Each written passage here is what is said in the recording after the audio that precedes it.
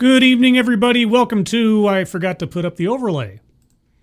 That's not the name of the show. The name of the show is TED Excellence, the show where I take a look at ridiculous conversations about interesting topics and then talk about them. And I come to you live from Crater Valley on the moon with Dogcat Fox, a Pepperjack, and all of you. Good evening, everyone. Welcome again, or welcome actually off schedule to Friday. Yes, it's Friday. I have had an amazing last couple of days. I will give it in summary, and hopefully it's not too much TMI or anything. As I've talked about many times in the past, my father has been diagnosed with leukemia. He's been battling it, as it were, for the last year, a little plus over a year now. And within the last week or so, it appeared, and I want to underscore appeared, that he was in his last days. And so as a precautionary measure, my mother invited my sister and I, or I should say more like called to my sister and I to come spend some time with him, as we were, we thought it was it. And we had good reason to think that this was it. And then things turned around. I won't go into all the details for the sake of privacy, but things turned around within the day or two that we were there, and it just turned out like, nope, not yet. Not yet. Now, of course, things could turn around the other direction any day now, and could be right back where we started. But for the time being, hey, don't knock it. So that's the news, as it were. I had thought I would be out of pocket for a longer period of time, and there may come a time where I will be. But for now, at least, I'm back. And so if anything else happens, for those of you in the know and on the Discord server, I'll let you know as things go. But all that being said, in the need for some catharsis and to get back into routine of things and also decompress, which is also catharsis, but you know what I mean.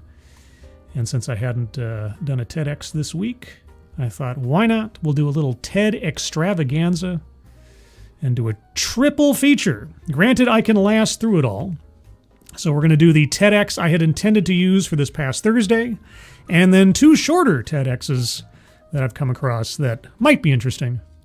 But before we get into all of that, who's joining me on this beautiful Friday evening? Walter Tomaszewski. Ferries have been crashing into docks at Disney lately. Disney solution, arm ferries with torpedoes so they can sink a dock without having to get near it. Well, sounds economical. Sounds like the kind of spending regimen that Disney would engage in. Good evening, Walter. Mike R., hello. JB, hello. Advocatus Diaboli, hello. Ugh, tripping over my words. Seftus Wolf, good evening. Who else is here? Tack Alpaca, hello. Kiro Soldier, hello. And Miranda Stone is here. Guys, I don't know if you know about Miranda Stone, but on the slim chance you don't know about Miranda Stone, let me tell you.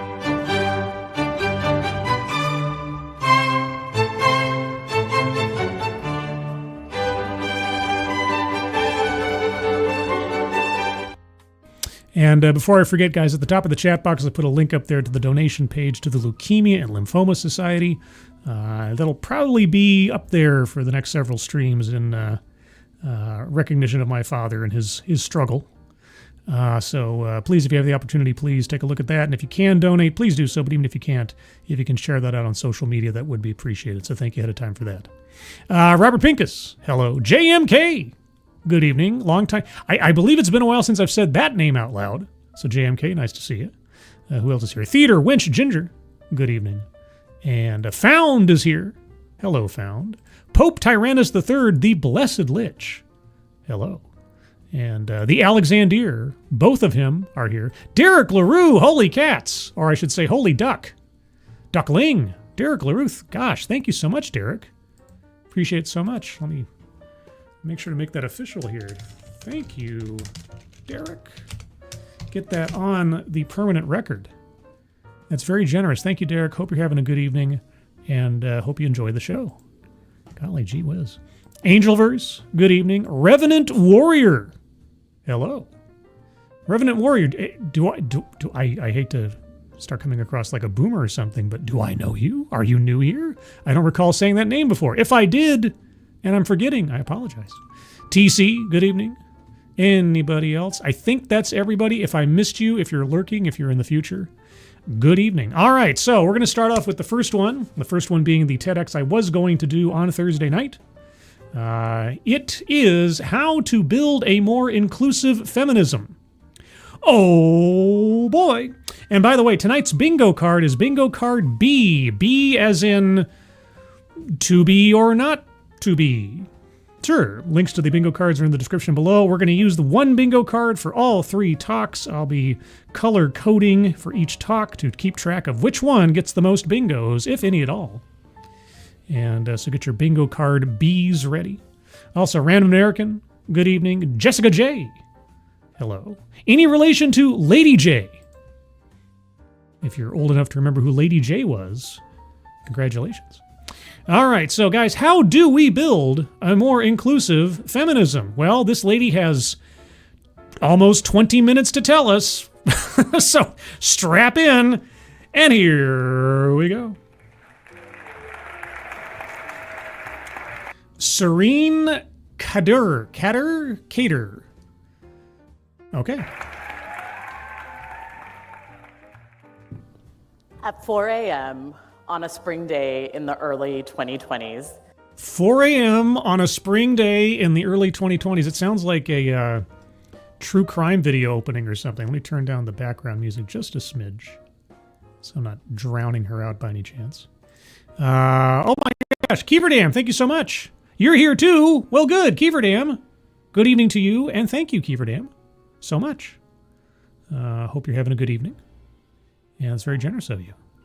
Yes, Kieverdam, the den mother of the stream, or the show, basically. So everybody say hello to Kieverdam and thank her for all her help in usually posting the donation link and keeping an eye on things elsewise. Derek LaRue again for the bowing, respectful Dogcat Fox. Oh, Dogcat Fox. Wowie fucking wow. Oh, there's a Satsu 2 cents Dogcat Fox. Thank you, Derek. Also, guys, I'll play it later, but Satsu 2 cents has got his spices in jars with official labels on, like you'd find at the grocery store. I think he's going mainstream soon. So get ready for that. Tony Griff. Griff? Tony Griffin? No, Tony Giff. Good evening. All right, so 4 a.m., spring day, and I was practicing one of the skills I thought I had perfected as a mom. Fashion coordinator? Trying to type with one hand while bouncing a crying baby with the other. Your baby is against your chest and both of your hands are on your laptop. Okay. I was just going back to work after the birth of my second child. Okay. Desperate for someone to reassure me that I could do this. Well, you know what? As they say, God helps those who help themselves. Maybe you should have just, if you've done it once, I mean, presumably you had one kid. This is your second child, right? So you've done it once, you can do it again. So when I saw a headline where a feminist celebrity was offering the best business advice for women, Ooh. I clicked. Well, I guess you're just susceptible to clickbait. Also, over on the bingo card, that is a childhood or family anecdote. So circling that one on the board. Let me find that here. Where are you on this one? Childhood. There you are. But bottom corner. Remember, guys, this is bingo card B. Got my childhood or family anecdote circled and free space with Dogcat Fox. Let's keep going. And then I read the advice. Mm-hmm. Get off your bleeping bleep and work. It seems like no one wants to work anymore. It's not necessarily bad advice. What were you looking for? A pat on the head? You chose to have a second child. You chose to go back to work with the child still nursing. So yeah. As I read those words with dark circles under my eyes, I knew something was wrong with the advice that I should be working harder. You don't have to pay attention to it just because it was on the internet. But you chose to go back to your career while you were raising a newborn child. This is a pain that is self-chosen. And I knew it wasn't just the source, which was, by the way, Kim Kardashian, but hey, she'd sold a women's empowerment emoji pack on International Women's Day. So, what? I'm a woman of color who... What? Oh, guys! Oh,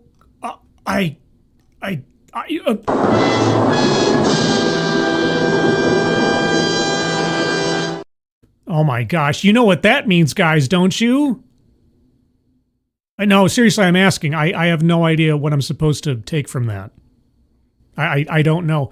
You're a woman of color, and then? Emoji pack on International Women's Day. I'm a woman of color who comes from a long line of women who've been expected to do too much. You chose to have a child, a second child, and then go back to work while still nursing and or raising said new child.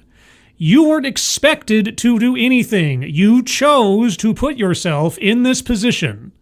Unless there is some other element to this story that I'm unaware of, unless you were forced into this. Now, if you were forced into giving birth to a child or having a second child, if you were forced to go back to work against your will, then okay, I will walk back all of my, verbal ire.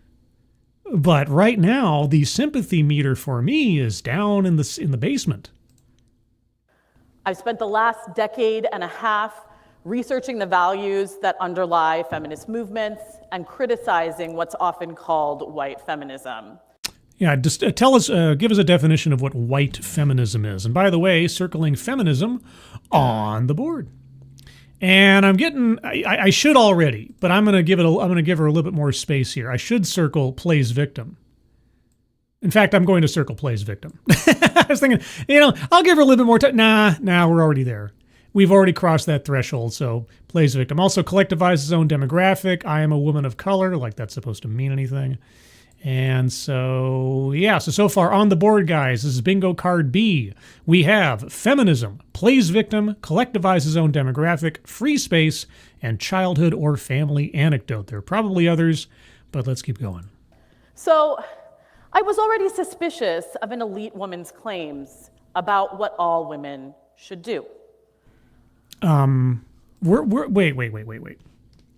So, please do not tell me, although this is TEDx, so I won't be surprised, please do not tell me that this entire talk revolves around the fact that you clicked on a Kim Kardashian inspirational quote that you found objectionable because you classified her as elite advice to you, the downtrodden woman of color expected to do too much, and yet Kim Kardashian, through the mystic chords of the internet, demands that you work harder and you feel victimized. Have I summarized that correctly? But I knew in that moment that the problem wasn't just the messenger, it was the message.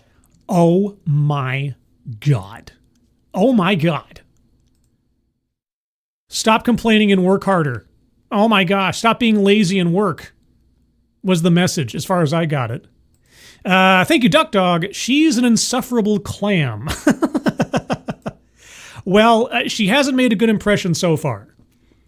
And again, maybe it's just my white feminism talking, because as you guys know, I am a proponent of white feminism rather than gray feminism, because gray feminism balances between the light side of the force and the dark side of the force, and I'm right in the middle. Even though there's no such thing as gray Jedi. And anybody who says they're a gray Jedi is just a dark sider looking for an excuse. Anyway, that's a whole other conversation. An elite woman's solution for all women wasn't just a problem because she was a billionaire. Oh. It was a problem because it was no solution at all. Okay, hold on. Solution to what? Okay, hold on. I got to get reference again. We're at 202. What was the quote? What was this? All right, so this is the quote. And it was, work. It was something like work advice, etc. And she clicked on this. She clicked on this clickbait, right? And it says, "Get off your effing ass and work. It seems like no one wants to work anymore." So that quote from Kim Kardashian has caused her so much consternation. She feels victimized. I should be baffled. I'm not, and yet I still am, because it's completely childish. Thank you again, Duck Dog. She makes the same impression as kicking a pillow. Ooh, ooh, ooh. Well, what if it's a memory pillow? Huh? What's with that memory foam stuff? Well, then it'll last for at least another 10 or 15 seconds, maybe. In other ways, I could see that one of the ways that mainstream feminism was failing all women, and one of the reasons it was excluding poor women and women of color were connected. Well. Hold on. Sorry. I hate to keep doing this, but I need context. What exactly was the headline that she clicked on again? We're at 217. Practicing one of the skills I thought I had perfected as a mom. Yeah. I was just going back to work for someone to reassure me that I could do this. Right. What was the headline? So when I saw a headline where a feminist celebrity was offering the best business advice for women. Okay, feminist celebrity offering best business advice for women, and it was get off your ass and work. That was the advice. Okay. And so you got super duper offended by that because Kim Kardashian is an elite, she's a billionaire, and that's not real feminism of some kind. All right, so take charge of your own life and work hard. That absolute anathema to women of color and poor women or something. Did I get that last part right? The reasons it was excluding poor women and women of color were connected. Uh-huh. And they were connected by a single idea. A single idea? And what idea is that? The tricky part is that the idea that's causing the problem is dear to many of our hearts. The idea that's causing the problem is dear to many of our hearts. That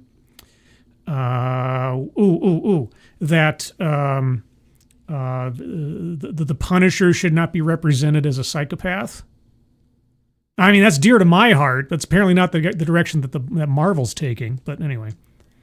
It's the idea that feminism is a movement for individual freedom. Well, it is. Right? Because that was the whole idea behind first and second wave feminism, is that women, specifically, both culturally and under law, were deprived of the same kind of rights and freedoms as men.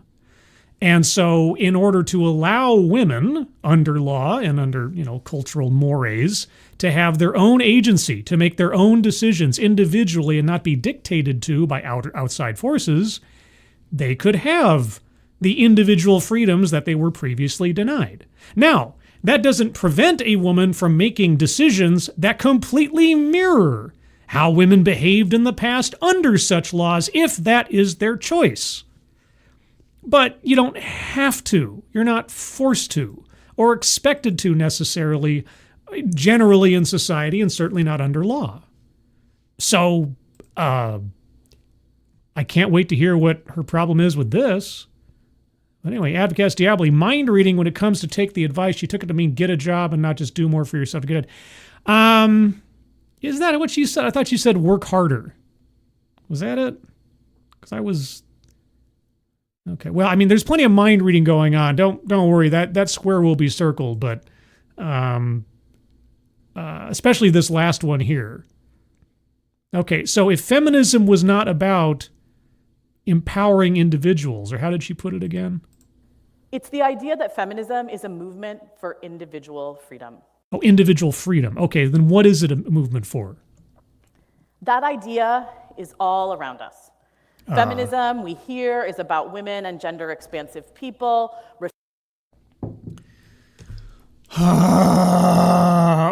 Sorry, women and what? What? Feminism, we hear, is about women and gender expansive people. You know what? I gotta say, I don't know that I've ever heard that one before. What? What is that? What the fuck is that? Gender expansive people sounds like an identity and weight loss issue all wrapped into one. Refusing to do what we're told, breaking boundaries, defining ourselves. Uh-huh. As the Indian feminist Nivedita Menon puts it, becoming a feminist can feel like it's hitting the reveal formatting button on the document that's your life. You know what? Hello, my fellow tech kids. Were you waiting for a laugh line there? Feminism can seem like it's just about rejecting how we're socialized. Well, okay. Admittedly, okay, so first wave feminism, second wave feminism, as far as I'm concerned, were the most productive of all the feminisms. Third wave and onward, and all of the splinterings thereafter, I don't even know what kind of feminism she's talking about. Right? Because once you've gotten past first and second wave, and more or less third, I guess, then you get into name your feminism. Put whatever predicate in front of feminism that you want, and it exists out there somewhere. You've got black feminism, white feminism, sex-positive feminism, trans-inclusive feminism, trans-exclusive feminism. You've got environmental feminism. You've got glacial feminism. I mean, I'm not even making up those last two. They exist. So, who knows? Okay. Also, I saw somebody else in chat here. I saw Putty Tat. Now I saw a Chicago Mike. Hello, Chicago Mike. Also an Alan Thyler. Hello, Alan Thyler. Anybody else I missed in the meantime? I hope not. If I missed you, let me know. Anyway. But I'm a philosopher. Oh. And my expertise lies in revealing the logical consequences of ideas. The logical consequences of... I can't wait for this. All right. Thank you, Alan Thyler, for the happy, dancy, lovely, smiley dogcat fox. Oh, dogcat fox. Wowie, wow, wow. Oh, there's a Weebo Jones dogcat fox. Thank you so much, Alan. Appreciate it. Hope you're doing well. And welcome back to the show. Many of the logical consequences of our ideas are unforeseen. You may have heard that chess players think not just about the next move, but about what'll happen several moves ahead. That is usually a wise way to think about things, yes. Philosophy's like this too. Is it? An idea that helps us make sense of one thing might turn into a problem a few steps down the line. Oh, yeah. Well, I mean, I guess that's kind of like when I look at these TED and TEDx talks. I listen to what the premise of the talk is, and I think to myself, okay, what must they do to make this a successful and fulfilling presentation? Well, if you've set up a problem, presumably you'll give us a solution. And depending on the subject matter, maybe I've already thought of what some possible solutions might be. And then we'll see if our, ways of thinking align.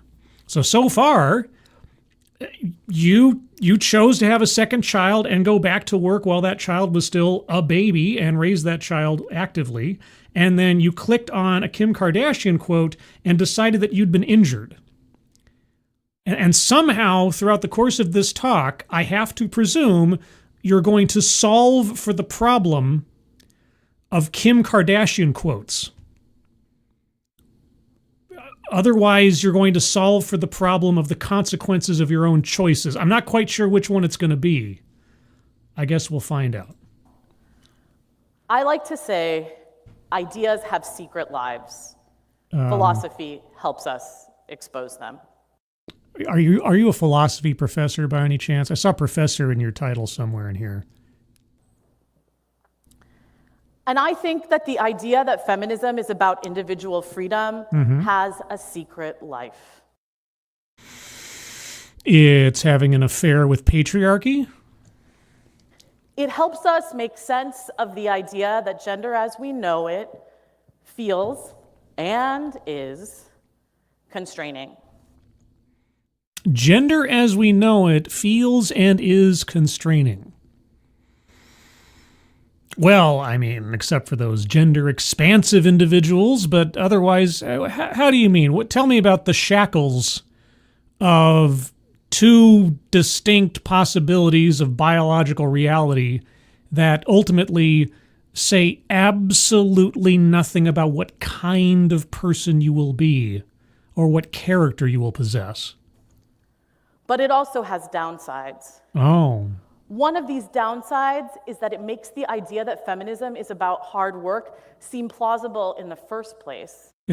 Feminism is not about hard work.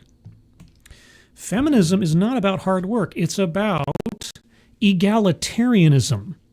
It's about equal rights, ultimately, or at least the good parts of feminism are. But it guarantees you nothing. And it otherwise restricts you in no other way, lest you choose to be restricted, like, say, having a second child and going back to work while that child is still in, the nursing phase, as that photograph you gave us showed. Feminism is not about hard work. Save for, I suppose, depending on what part of the world you're in, having to work for those rights that may not currently exist under law or custom. And there are plenty of places in the world where feminism is hard work. But unless our speaker is coming to us from a place in the world that I haven't heard about yet, I'm not quite sure what she's talking about. I hope she explains. Stripped of its context, the idea that feminism is about working harder just seems silly. You're correct. Roll credits. But add in the idea that feminism is about freeing us from being wives and mothers. No, feminism is not about freeing you from being wives and mothers. I'll admit, and if you can believe it, I am not a feminist historian. Or I should say, I am not a historian of feminism, because I'm neither a feminist, but I am pretty sure, and let me say this. Anybody in the chat who knows the history of feminism and the definitions thereof better than I do, if I'm completely off base here, by all means correct me. But my understanding of feminism is not to say, oh, thou shalt not become a wife or a mother. It's about, at its core, equal treatment under the law. So, unless I'm missing something. And paid work takes on a different significance. Sorry, let me back up a little bit because I apparently cut her off. That feminism is about freeing us from being wives and mothers, and paid work takes on a different significance. The idea that patriarchy works by preventing women from working has a long history. Patriarchy on the board, circling patriarchy. I was waiting for it to be said out loud. It was obviously implied.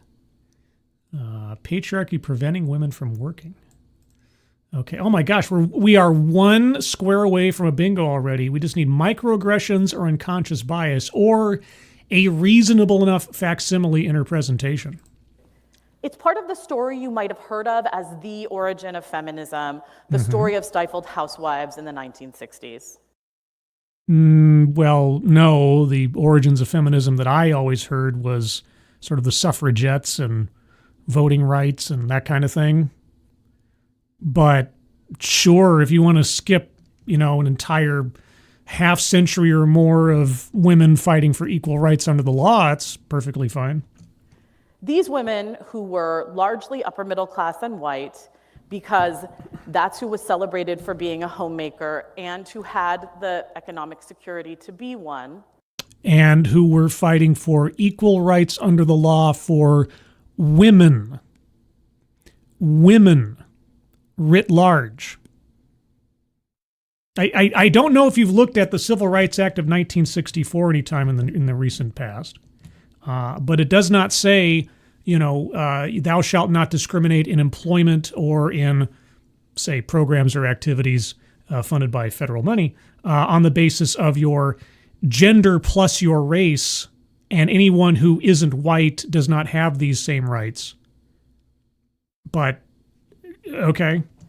Had a reason to associate liberation with a career. Uh-huh. And we borrow from their ideas today.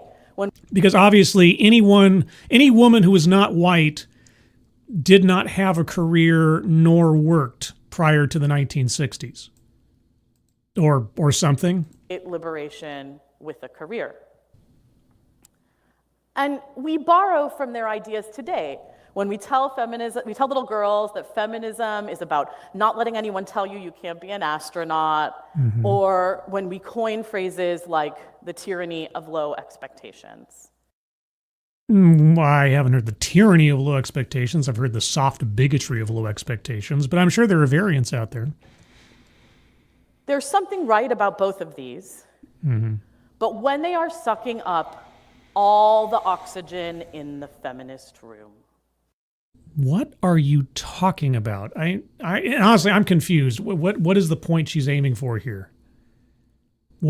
I'm waiting for how does feminism, actual feminism, I'm talking first, second wave feminism, preclude anyone who isn't white from its benefits when it's about women? It's like there's an overriding element under the law and custom that has nothing to do with your skin color, but specifically if you're a woman.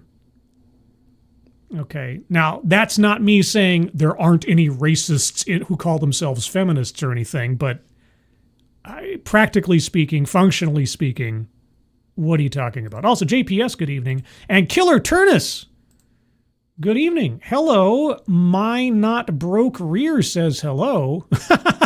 What I miss, Scribbles? Well, I'm not quite sure yet.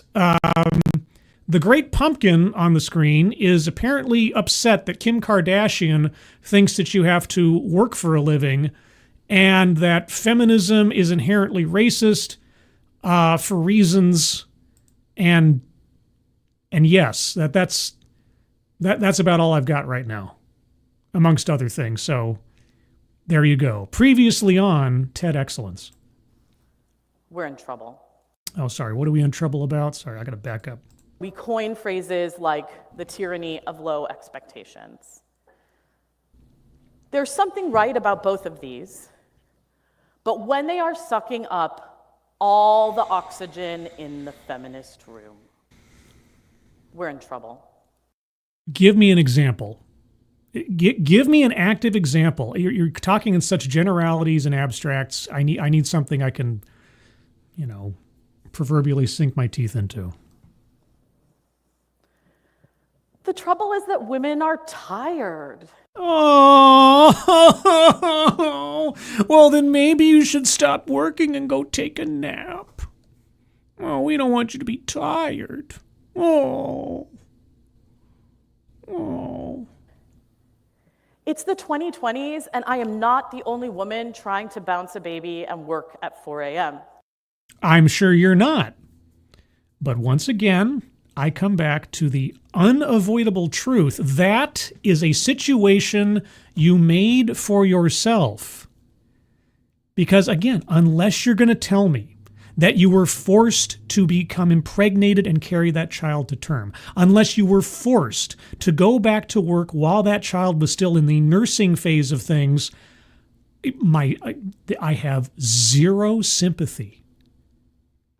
You put yourself there.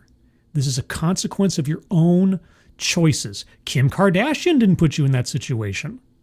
Patriarchy, unless, again, there's something else you're not telling us, did not put you in that situation. You made those choices for yourself. And guess what? Your ability, under law and custom, to do that is feminism. In 1980, women estimated that their husbands did 31% of the housework or the childcare. 31% of the childcare. Oh, what were they doing in the rest of the time? What were they doing with the other 2/3 of their day, I wonder? Thank you, Chicago Mike. Oh, wait, no, sorry. Killer Turnus got 2 bites at the apple because my chat did not scroll down all the way. So there you go, Killer Turnus. But Chicago Mike, thank you so much. Has word salad been circled yet? It hasn't, but it should be. You're correct. So I'm going to circle word salad. And I'm also going to update everybody on what we have circled and what we don't, just to make sure we're all on the same page. Remember, this is bingo card B, everybody. B as in to be or not to be. On the board so far, we have feminism, plays victim, collectivizes own demographic, free space, patriarchy, childhood or family anecdote, and now word salad. Excuse me. So those are what we have circled so far. We do not have circled. So these are the nots. These are the ones we're still waiting for. And maybe I'll decide that they need to be circled as we go. Marginalization. It's implied in the whole feminist thing, but we'll wait. Self-vilification or wretchedness, not so far. Contradicts own point or fails to make argument. Well, she's headed there, but let's get all the way at first. Microaggressions or unconscious bias. The argument could be made, but I'm waiting to see if she gives us something more specific. Privilege. I don't believe she said the word, but it might be coming up. Benevolent condescension. Sure feels like it, doesn't it? Weightless example or non sequitur. Economic disparity. She did just talk about that. Yeah, she talked about being poor. Yes, okay, she did. Yeah, she talked about that. So circling economic disparity. Got that one on the board. Next, deceptive statistics. She hasn't given us... Well, she got the 2/3. She just gave us the 1/3 of the child care went to men. As though that's like them being lazy or something. What were they doing with the rest of their time? Attempt to coin new buzzword or buzz phrase, not that I heard yet. A list? Maybe? Mind reading assumes motives? Yeah, but I'm going to wait a little bit. Anecdote that probably never happened? I believe that she got ticked off clicking on a Kim Kardashian quote so far. Diversity, equity, and inclusion, not so much. White supremacy, yes, because she talks specifically about white feminism and by extension, obviously excluding anybody else. So that's kind of a white supremacy argument. Systemic or institutional, more or less, but I'm going to wait a little bit. Leaves out vital context, probably. Sales pitch for product or service, not quite yet. Okay, so I'm hedging on a couple of things just to wait and see if she gives us some clear examples. But now, the updated number of things that are circled on the board. Bingo card B, feminism, plays victim, collectivizes own demographic, economic disparity, deceptive statistics, free space, patriarchy, white supremacy, childhood or family anecdote, and finally, word salad. That's what we've got so far on the board. And oh my gosh, I got so much stuff going on in the chat. Hold on. Faustonia. Holy cats, Faustonia, thank you so much. It's very generous of you for the #1 samurai Dogcat Fox. Oh, Dogcat Fox. Wow. Wow. Oh, there's a Sinatra Says Dogcat Fox. Thank you so much, Faustonia. And Duck Dog again. B as in female dog. Hey, Duck Dog. That's not nice. That's not nice. I've got no follow-up to that, just that it's not nice. That's all. Thank you, Duck Dog, again. In 2000, they estimated it was 32%. Oh my gosh, and what's the plus or minus margin of error on statistics again? A 2020 study found that an exhaustion gap between men and women, where it found women were 18% more burned out at work.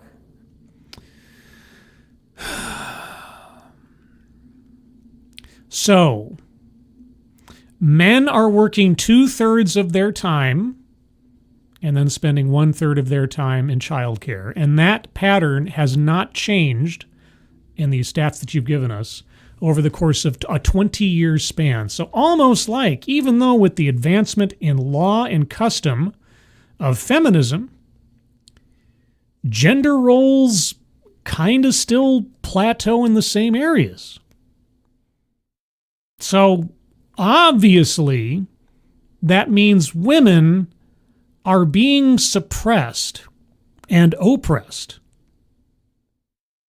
Obviously. Women do a whopping 2 more hours of housework a day. A whopping 2 more. Oh, gosh. Okay. Well, how would you like to solve for this problem?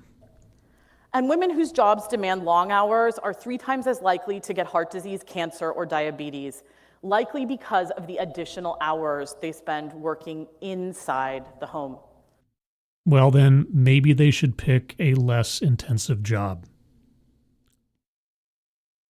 I mean, unless there is some kind of financial imperative that they have to keep such a job, maybe they need to work less. I mean, granted that they are in a functional relationship and the load has to be spread evenly between the two adults in the house, but I don't know. Are we talking about women who are in supportive and committed relationships? This exhaustion gap. Exhaustion. Okay. Buzzword or buzz phrase? I hadn't heard that one. Exhaustion gap. Oh, man. There's a couple of things that there's at least one other phrase I had hoped it would gain more traction over the years, and I have only seen it used a couple of times. It's diversity debt. Diversity debt was the subject of a TEDx, and this lady was trying really, not this lady, but a different lady was trying really, really hard to make diversity debt a thing, and she just couldn't do it. And I'd only seen it used in a couple of extra places in the time since. Maybe it gained more traction elsewise. But exhaustion gap. Oh, I'm so exhausted. Yeah, now tell me, compared between men and women generally, who dies more often of heart disease, cancer, and diabetes? Is it men or women? I mean, in general, on average. Anyway. Is a new face of patriarchy. What? The exhaustion gap is the new face of patriarchy. But it's one that the idea that feminism is about individual freedom doesn't help us diagnose. Could you offer a solution to any of the problems you've listed? Philosophy tells us that one thing we want from our values is that they should help us diagnose injustices. Should it? But the idea that feminism is about individual freedom doesn't help us see the problem with the exhaustion gap for 3 reasons. 3 reasons? Well, that sounds like a list. So I'm going to circle a list. And guys, if you can believe it, by circling a list, do you know what just happened? Do you have any idea the event that has just occurred? Bingo. What? Bingo! Yeah! Of course! Of course! Oh my gosh, we have a bingo! Our first bingo. Also, Chicago Mike. Thank you so much again. Question, which gender has a better chance of dying at work? Well, obviously women. From exhaustion. Chicago. Didn't you listen to her just a second ago?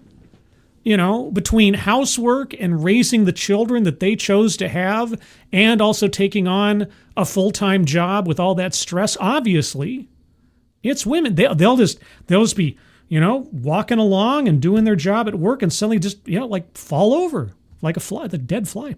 That's it. And it's like, oh, doctor, what happened? I see this every day.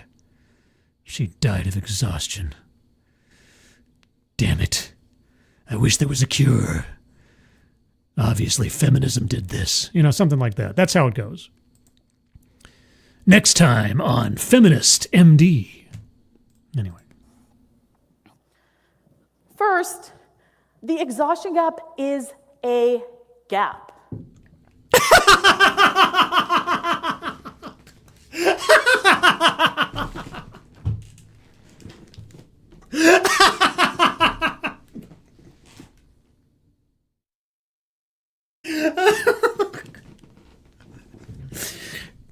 Guys, first off, the atomic bomb is a bomb.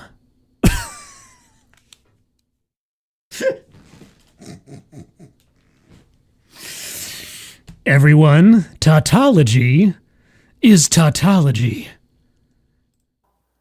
When women are doing 2 more hours of housework a day, men have advantages that women do not. Oh, we have advantages that women do. Oh, like we're at work earning most of the money for the household in order to pay for the food and the bills and everything else, that kind of thing.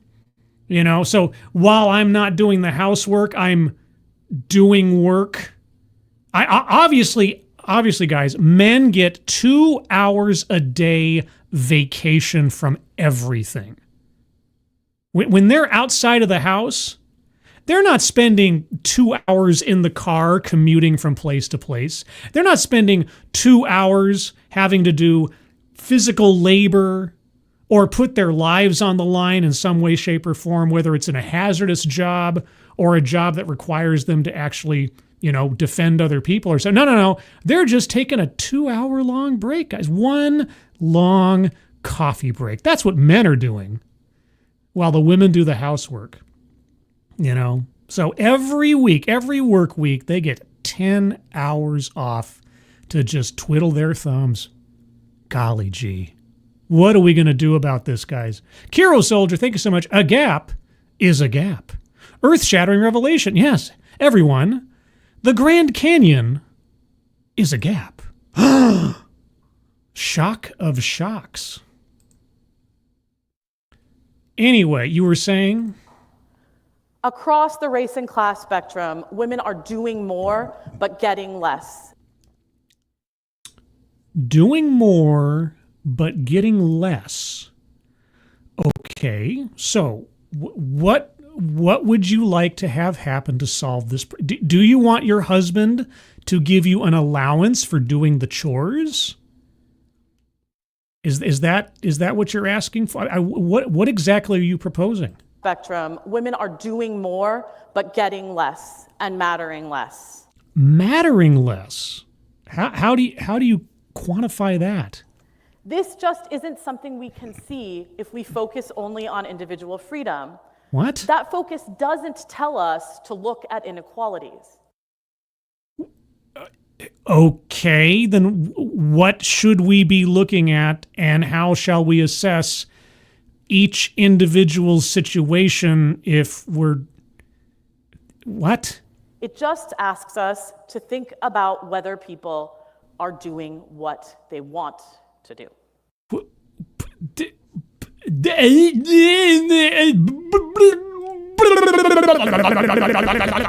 the fuck are you talking about? What the fuck is this? What the fuck is this? Right?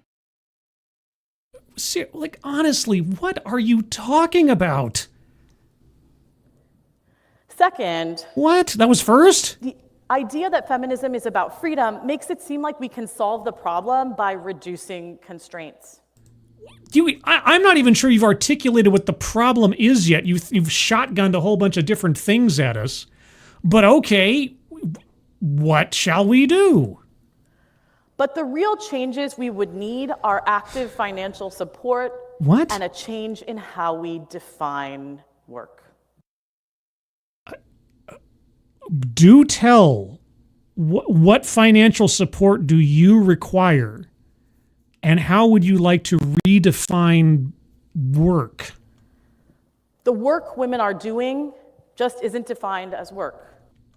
The work women are doing isn't like what? It's the work of cooking and cleaning. That's work.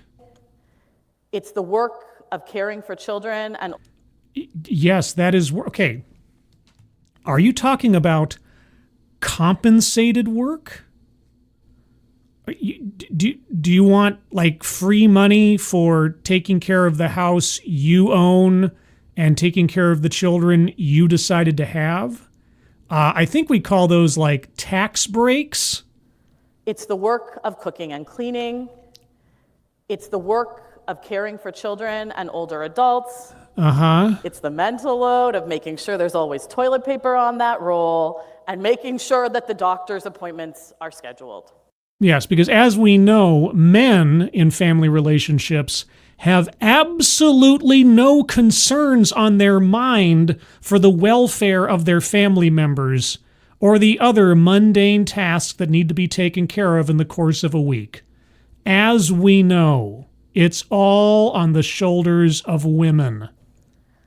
As the economist Diane Elson puts it, do you have any, and I know I'm just asking a lot of you, So far, this is the second person you've quoted and the second woman you have quoted.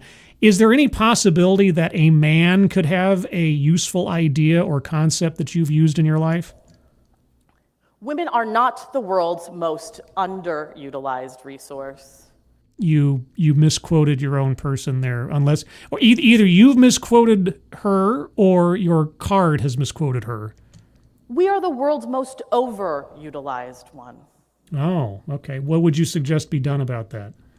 And freeing people from much of the work that women are doing is literally impossible. Then why are you complaining about it? As the philosopher Eva Kate puts it, Oh, do you have an idea of your own? humans are always going to need to be cared for. Dependency is just a deep, unavoidable fact about the human species. Yes. You know who's included in that? Women. Yes, people of all genders, races, and classes Both genders. should be doing this work. But we get there by trying to redistribute this work, not by trying to free people from it. Again, for the 11 billionth time, what are you talking about? What are you proposing as a solution? All I'm getting, and boy, is this stereotypical, is a feminist complaining, and offering no solutions. There's a third reason that the idea that feminism is about freedom doesn't help us diagnose the exhaustion gap. Wait, you didn't bring up, wait. You didn't bring up the exhaustion gap until we were within your list. The list was not there to address the exhaustion gap. You don't... But,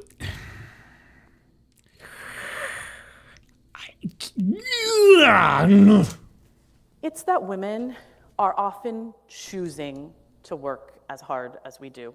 Oh my God, you guys, individual agency for women? Whatever will we do? How are you going to solve for that problem? From among the options that are available to us, doing the bulk of the work inside the home and piling more work on outside it is just what makes sense.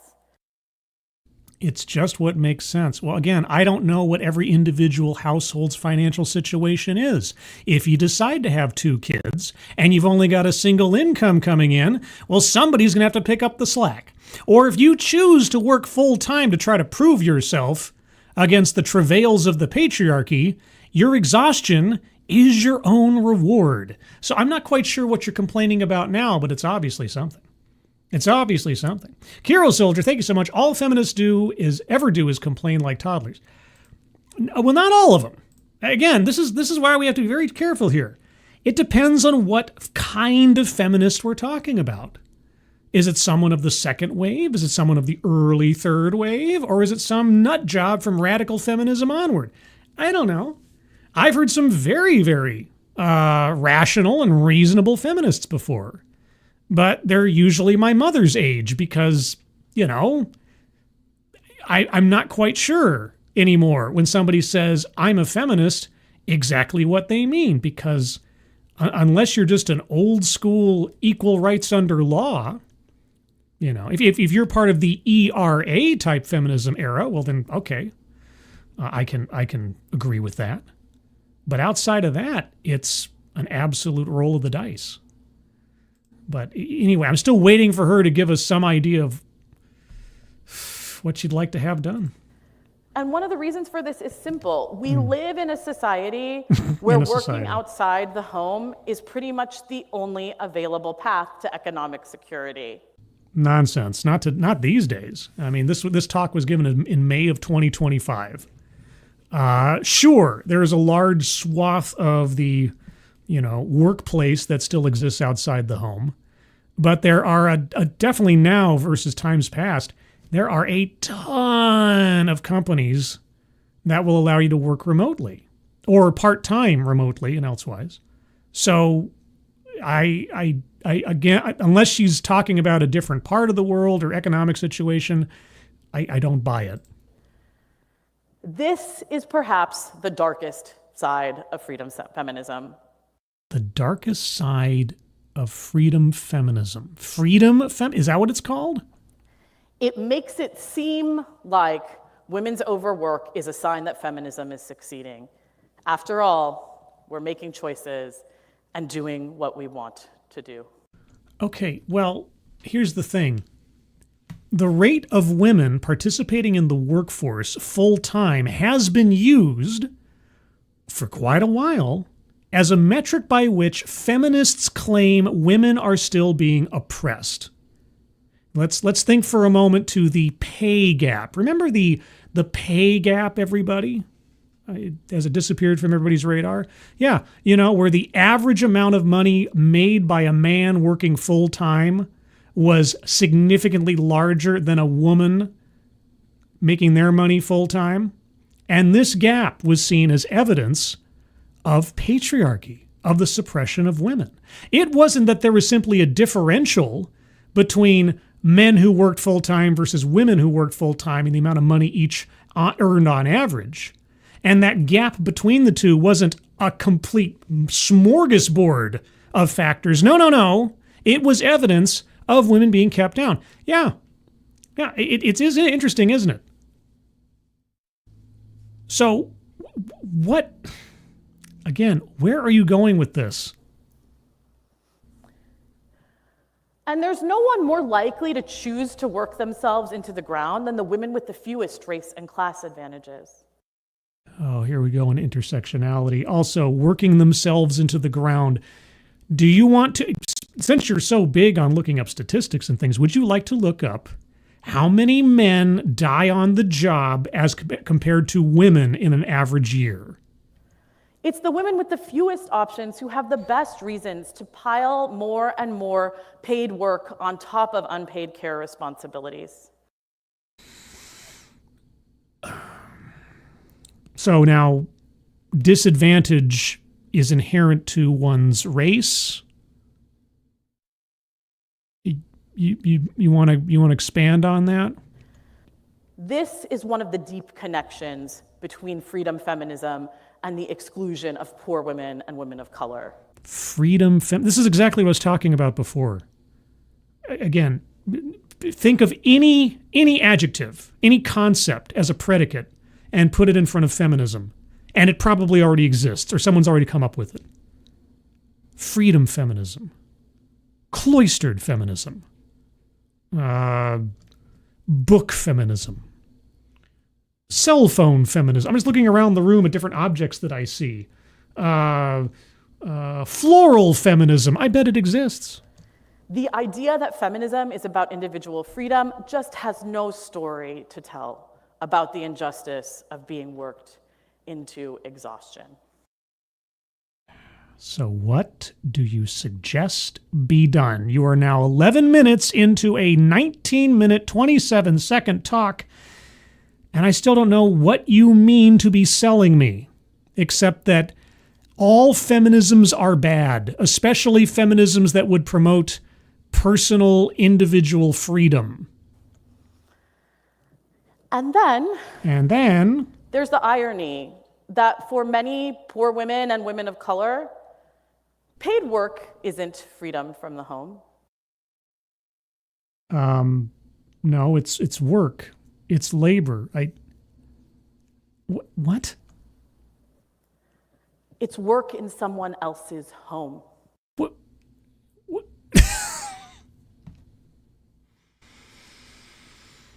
So, women of color and poor women are just maids. When women like Kardashian, and women like me, because I'm a tenured professor, even if I'm no billionaire. Oh, not bragging or anything. I thought you were working in someone else's house. Oh, unless you're going to call the college you work out someone else's home. Achieved a level of freedom from housework and care work. The work doesn't stop needing to be done. Then you haven't achieved any freedom from it, have you? The gaps left behind are filled by paid domestic workers partly. Do you have any paid domestic workers on your payroll by any chance? Since you are a tenured professor, not a billionaire like Kardashian.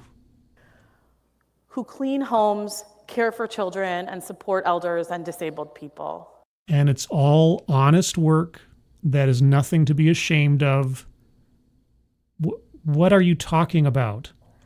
These workers are over half women of color. I'll take your word for it. And what is that supposed to? Over half? So just under half are white women? They are twice as likely to be born outside of the United States. Oh, so you mean illegal immigrants? And they are 3 times as likely to be living below the poverty line, working for a median wage of $13.56 an hour. Oh my God. You know what we need to do to solve that? Reduce all of the exploitable labor in this country. I know, it's a crazy idea. If you got rid of all of the exploitable, under-the-table, illegal labor in this country, employers might actually have to start paying people living wages under the law that they are otherwise violating in most cases. But anyway... And doing work that's been expected to be done for free also means lacking basic labor protections like... Wait. Who's expecting it to be done for free unless it's indentured servitude, which is illegal? And as far as protections are concerned, again, let's go back to the legality of the bulk of those workers and what their employers are bound to be doing to maintain an illegal workforce. Free also means lacking basic labor protections like sick days and protection from sexual harassment. And these workers also usually have care responsibilities of their own. Oh my gosh, you know what? So does everybody else. That another, more vulnerable woman often has to meet. What? So freedom feminism is failing poor women and women of color in 2 ways. Oh, now we have a sub-list to your earlier list? What happened to the exhaustion gap? First, it's making a common job path for them, that of being a paid care or domestic worker, poorly paid and precarious. Again, you kind of underscored part of the problem in your own complaint. That whole coming from outside the U.S., probably a large bulk are illegal workers in the country. But, okay, but I don't understand. Jobs that involve, housework or elder care or something else, this is all honest, good labor. There's nothing to be ashamed of it. You think it's below women to do this kind of work? It's beneath them or something? Or that it's something that has to be I don't know what's going on. But gosh, freedom feminism is terrible, I guess. And second, it's making that exploitation look like it's liberation. What? After all, they're making choices and seeking careers. And so what? You're going to pity them over that if that's the only work that they can find? Or even, heaven forfend, it's the work they actually enjoy?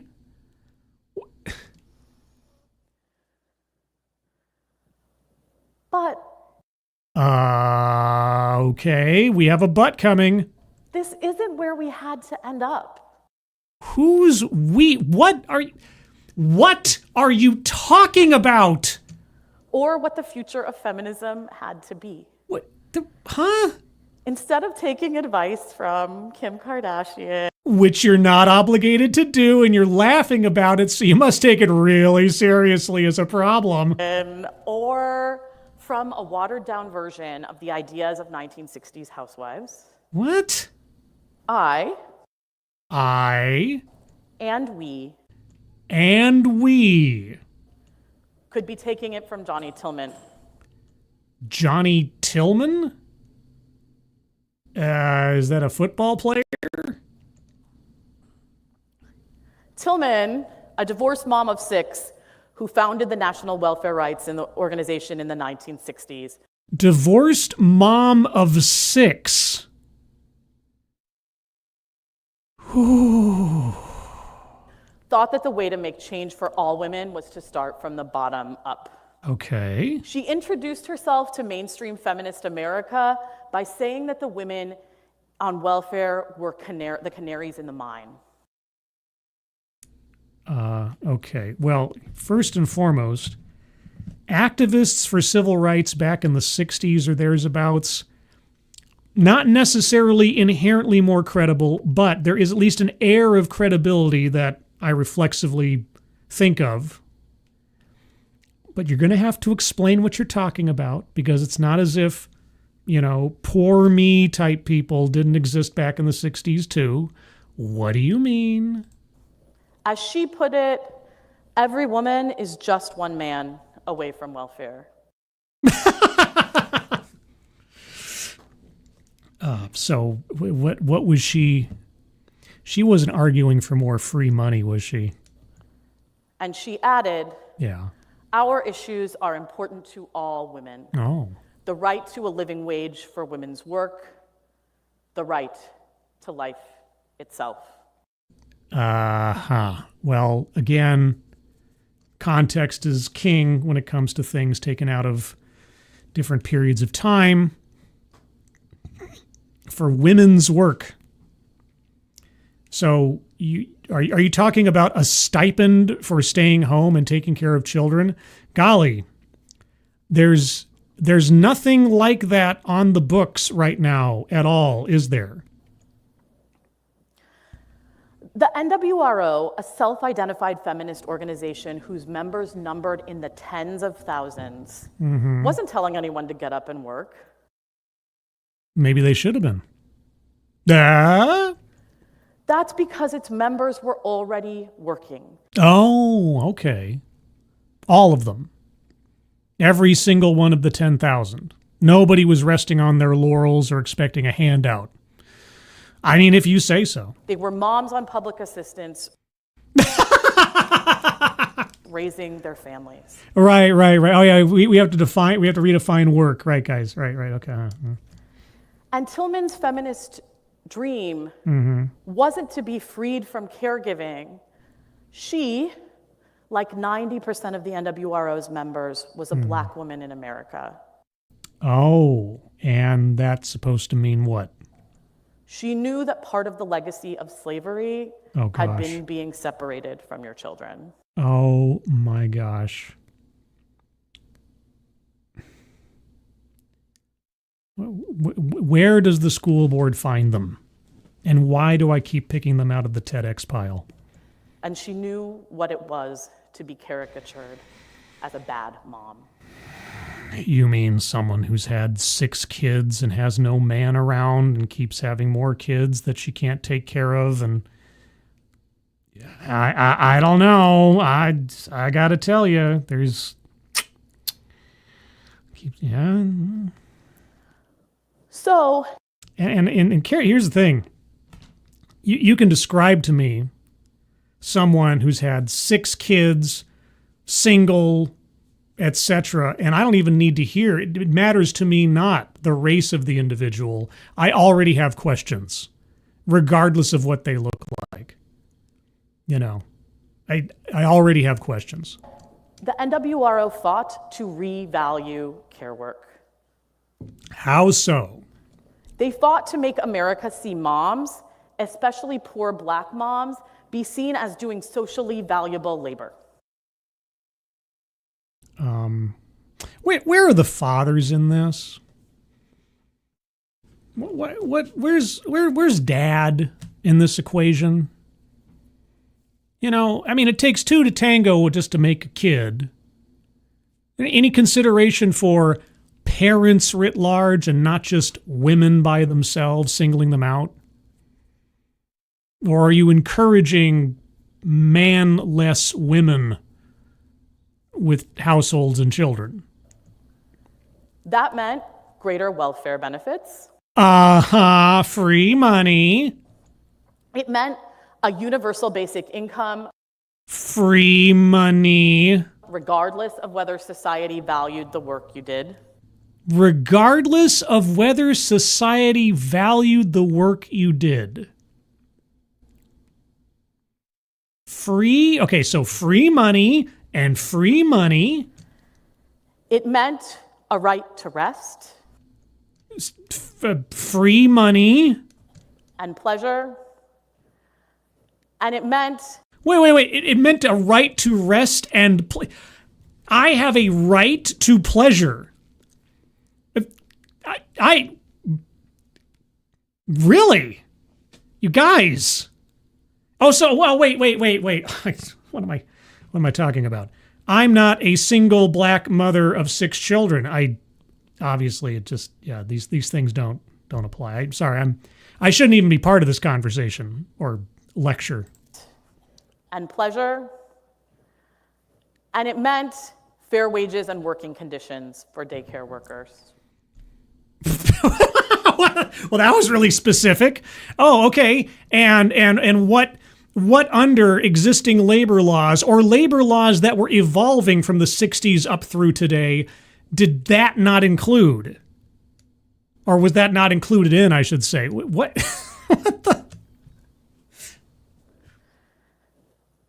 These are policies. What? But I think the real lesson of the NWRO is a lesson about our values. You don't even know where you're going in this conversation, do you? What happened to the exhaustion gap? What happened to the problems of freedom feminism? What about offering a solution to your litany of complaints? Anything? It's a lesson about the positive vision that can ground a feminism that truly is, as Bell Hooks famously put it, for everyone.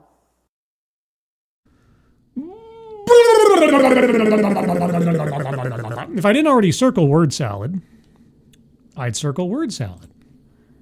That vision is about opposition to hierarchy. Yes, let's get rid of hierarchy, everybody. The world will be a better place without hierarchy. If everybody is a captain, then nobody ever has to feel small again. The NWRO rejected the hierarchy between men and women that said that men's work mattered and women's didn't. Are we talking about back in the 60s? And it rejected the race and class hierarchy that called affluent white women who cared for their children full-time homemakers and poor black ones who did drains on the system. Well, I'll just leave that one there. You want to talk about some statistics again or anything?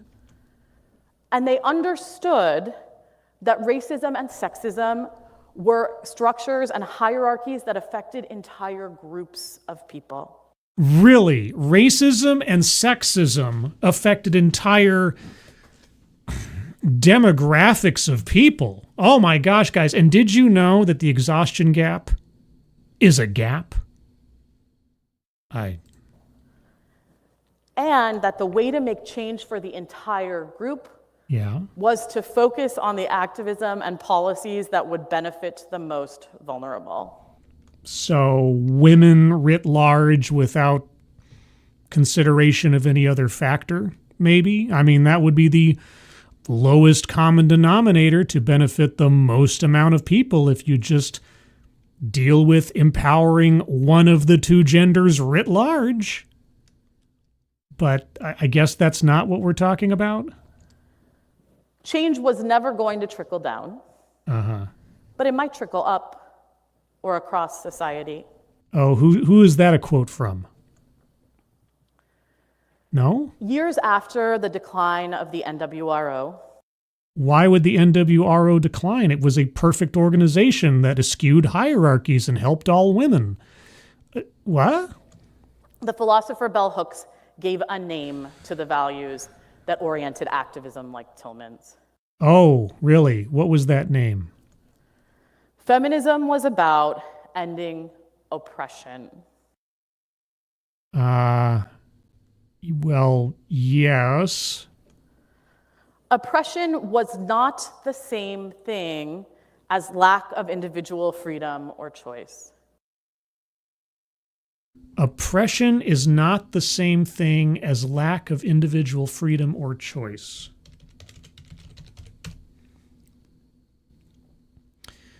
Oppression, noun, prolonged cruelty or unjust treatment or control. The state of being subject to unjust treatment or control. Similar, synonyms, persecution, maltreatment, ill-treatment, tyranny. Let's walk that back a second or three. Feminism was about ending oppression. Oppression was not the same thing as lack of individual freedom or choice. Then tell me, oh tell me true, what is oppression actually? Oppression was fundamentally a system of hierarchy that said some entire groups of people mattered more. How could that not be extrapolated to denote lack of individual freedom or choice? What?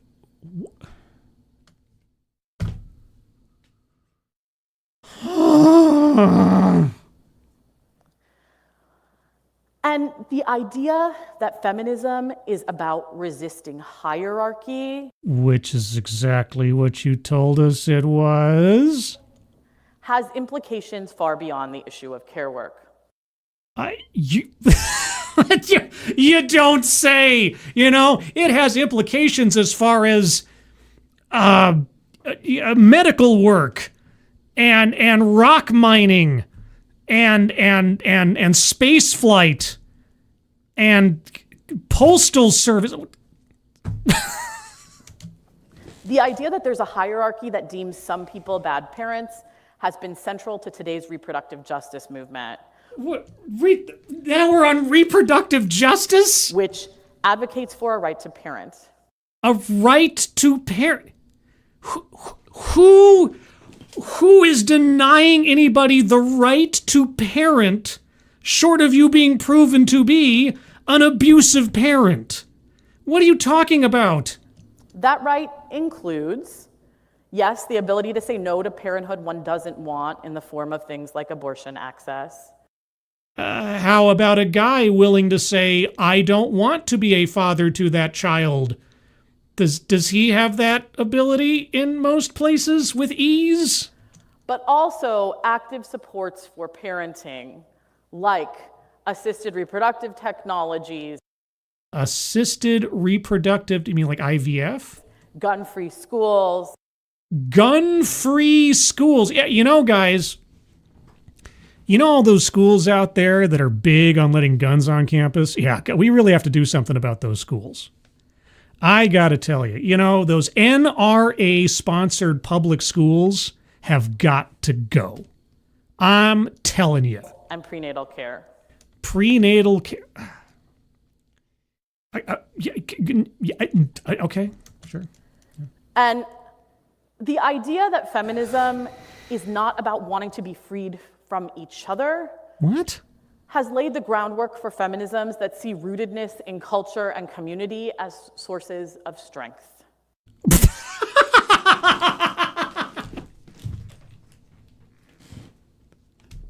What?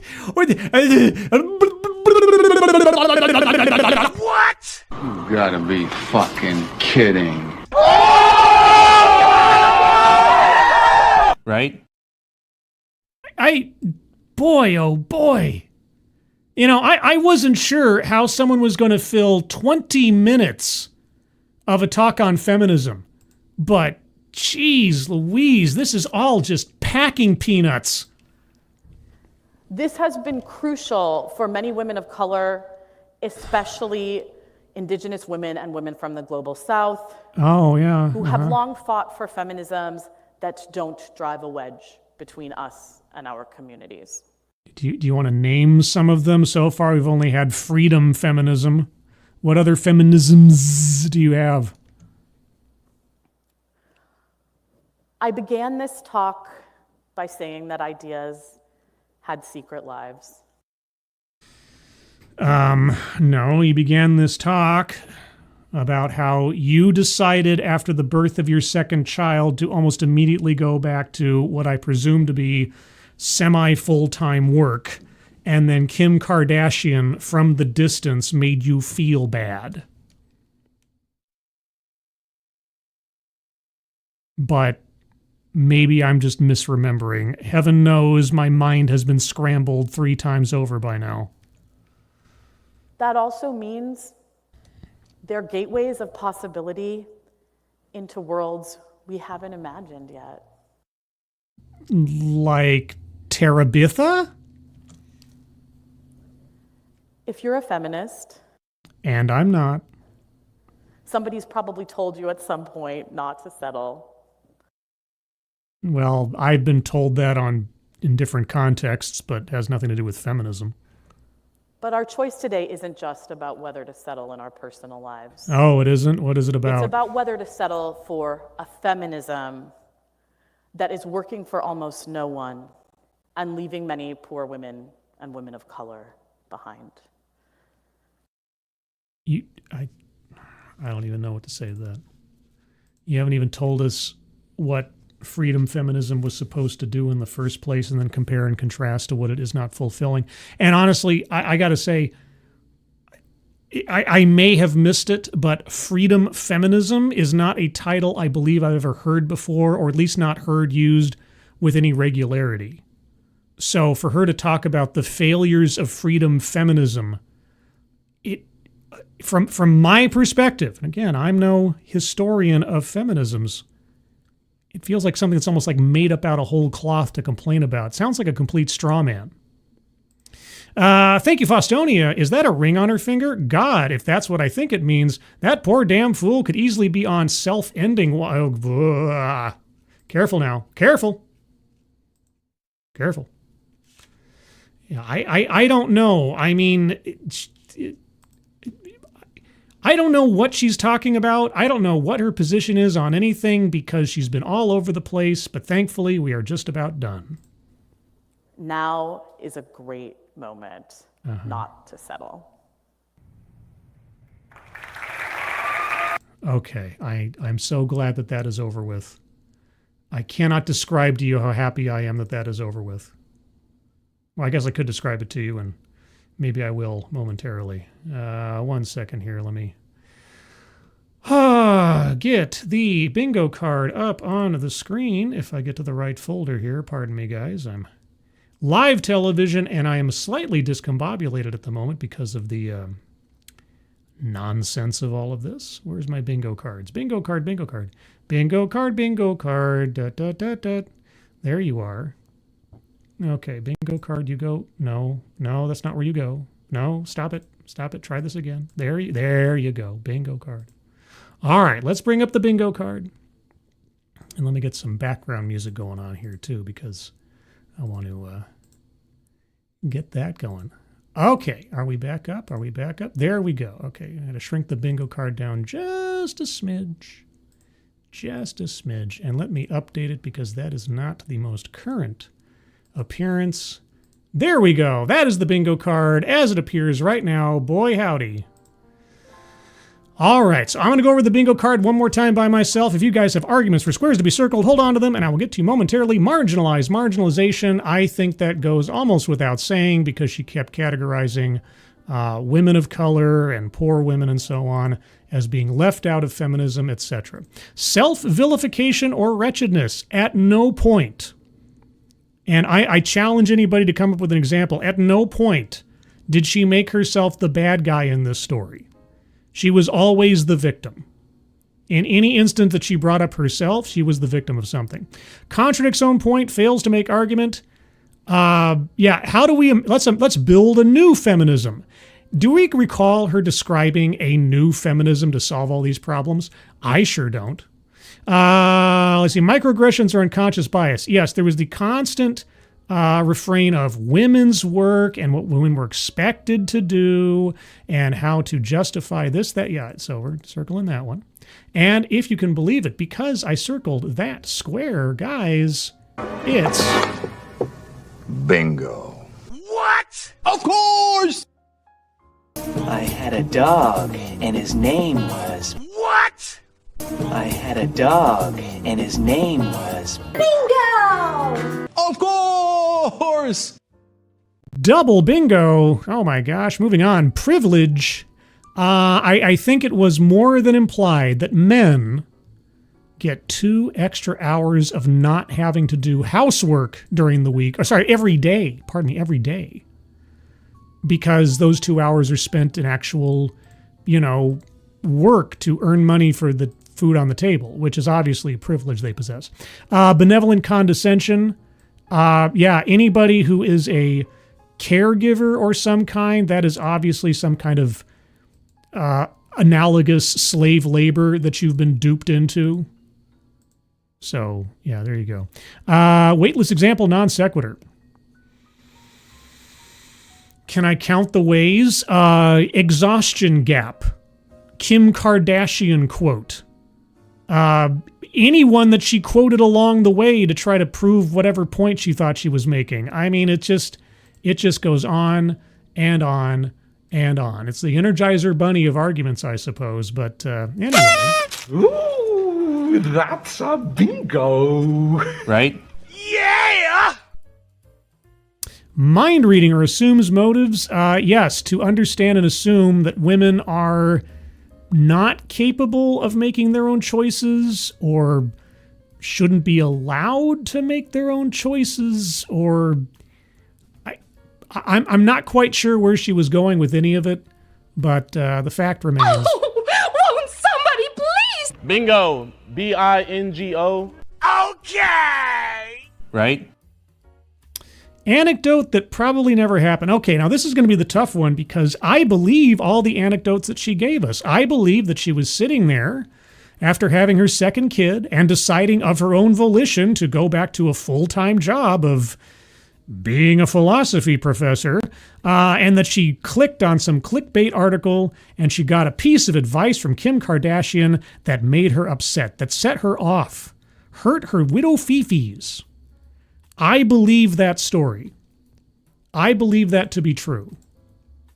I don't know. I don't know why it is. There's something about the way that she presented everything else in this talk. I can believe that that happened. Everything else that she gave us, we already had deceptive statistics. If there's an anecdote in there otherwise, guys, you're going to have to let me know. Because everything else that she said was effectively one giant abstract and gobbledygook. Diversity, equity, and inclusion. All right, now I'm not being a stickler here, but simply talking about feminism or women working or something does not a DEI argument make. So I'm gonna need something else. I'm gonna leave that one there. Systemic or institutional? Yes, because she was talking about the labor force and the idea of what women's work is and the separation of labor and all that kind of stuff. So circling that one. Leaves out vital context. Boy, howdy. Not telling us what her solution to this problem was. Not defining her updated, her corrected feminism. Her perfect feminism. That never came up. Sales pitch for product or service.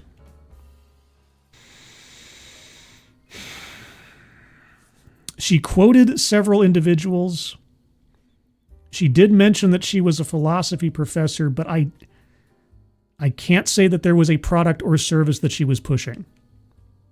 So I unless somebody's got something else. But anyway, that's where I'm at. Holy cow, what a card. If we ended it there for this talk, that'd be quite the accomplishment, if you want to call it an accomplishment. But your turn. If you have arguments for squares not to be circled, please put them in the chat now. If I've missed your argument, please just repost it. If you say scroll up or you missed my comment, that's on you. But as always, I will scroll up the first time around just to make sure. All right, Advocatus Diaboli. Anecdote that never happened. Someone actually thought Kim Kardashian would say anything of merit. Well, she obviously thought... Well, here's the thing. The headline did not say who it was coming from. So if I grant her the benefit of the doubt that she was taken in by clickbait, then... Or are you talking about like anybody else giving her any actual credibility and her making a big deal about it? That's also possibly true. Let me think on that one for a minute. I mean, it is a bingo square. I just want to make sure. Any other arguments for anecdotes? She specifically said we need more inclusive Yeah, but again, let's be honest here. Inclusion in DEI does not actually mean inclusion. Simply saying the word is not a DEI argument. I got to be a little bit more strict about that one, because if I just say, oh, if they ever say the word diversity, equity, or inclusion, I need something else. If you've got something for me that actually amounts to a DEI type argument, simply using the word as the dictionary definition is not necessarily crossed the threshold anymore. I'm trying to be a little more strict on that. A stand-up philosopher. I guess that's what she was selling herself as.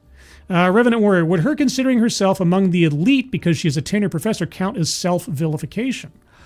Oh, I mean, well, she did qualify that by saying she was not a billionaire, but she did put herself... Oh, yeah. Oh.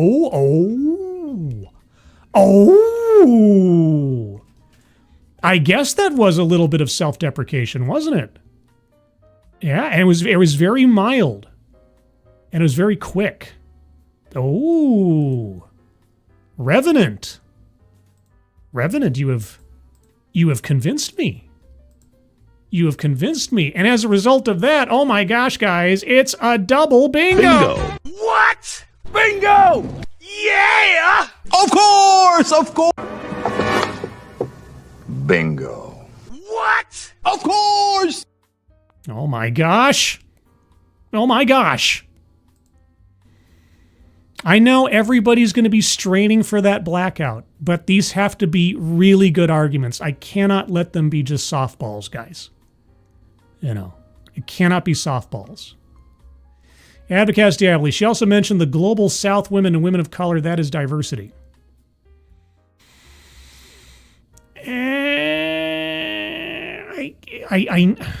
I need an argument for diversity. I need something like representation. I need something like identity. I need something more of a DEI argument, not just sidewise terms or things. Okay, Advocatus is going to keep chopping at this tree. She mentioned equity directly. She also spoke about the global South and women of color. That is diversity. Okay, I'll give you on the global South part. That's... Scribelight. I was never aware the DEI score was looking for arguments for DEI. We don't look for an argument for patriarchy with the patriarchy score, I mean. Well, no, we look for a mention of patriarchy. And she did mention it specifically. Or at least enough information to say that they were talking about a male-dominated situation or something like that. That's usually the case. For DEI... I have let that one go for just having those three words be the goals before, and I shouldn't have. There should be an actual argument that could be considered diversity, equity, or inclusion within that ethos. Okay? And I'm trying to be more specific here, or I need to change that entire square or something, because I'm trying to refine this thing over time for perfection. Always reaching for perfection. But at the same time, I also want to challenge you guys to not just kind of find something sidewise that could kind of maybe, but something within the presentation. Something specific, a specific example in the presentation that best embodies that square. So an occasional term here or there, maybe. But if she was making a can't be it unless you see it argument or something like that, then maybe. And you're refining this down. Let's see. Kay Roberts. The Global South is not being included into a superior form of freedom feminism. Okay. Her entire spiel about work time for men and women was equity. Okay. Fair enough. Fair enough. Okay. See, this is building it brick by brick. That's what I'm looking for here, especially when it's a bit more difficult. But all right, so okay, all right. I will agree, and I'm not just saying it to saying it. I will agree that there was enough whiffs of representation, DEI, gender equity, that kind of stuff, pay gap kind of things. Also the male to female housework gap and all that kind of thing. I've heard that before too in DEI. All right, so occasionally I have to hold your guys to the fire a little bit. I'm not just giving these things away for the sake of giving them away. Just the way it is. I had a dog, and his name was... What? I had a dog, and his name was... Bingo! Of course! All right, so last call. And if you have an argument for either of the two remaining squares, it has to be AAA rated, gold-plated argument. It can't be some smart-ass remark, although you're free to make your smart-ass remarks. It won't be considered an argument for a circle. You got to come up with something good, because at this point, we're so close to a blackout, I am not giving it away. This is on you guys. Pardon me a second, I got to open up my door. It's getting a little stuffy in here. A little warm outside, and it was cooler earlier. Okay. Anecdote that probably never happened. Sales pitch for product or service. You're gonna have I think you're gonna have the hardest time with sales pitch for product or service because she never named anything. Like buy my book, or here's the organization I work for, or here's the company, or I've done this kind of work in blah blah blah forever. She never even named her own university as far as I can recall. So Chicago Mike Scribe just circled them. No. Not gonna do it. Wait a second. Is a call for universal basic income a certain? No. No, that's a complaint for free money. That's not how that works. Okay.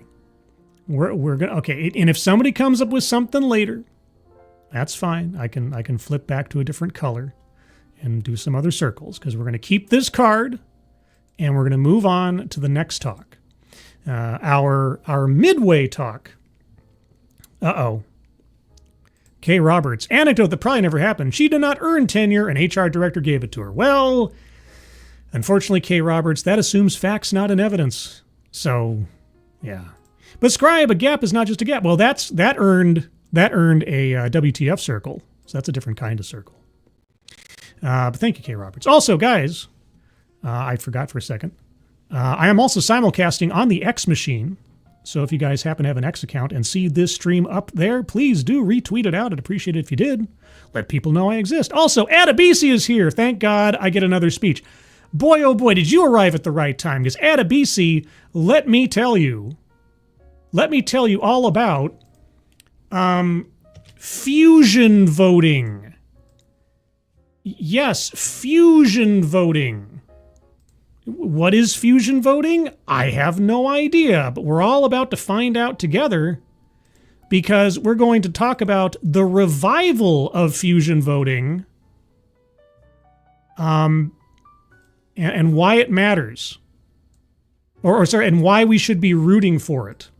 So this is just a how long is this thing? This is a less than 10-minute deal, since we did a voting sales pitch last time for voting by your phone, and I saw that there was a new voting TEDx. I was like, oh boy, let's learn about fusion voting.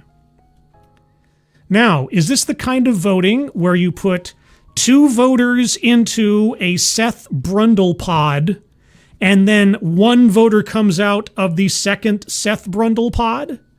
I can only hope. but we'll find out. Morgan King, hello. I called WTF Circle already. Well, it could be the case.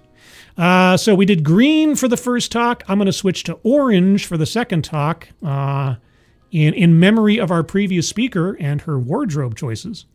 So with that, let's go on to a revival of fusion voting.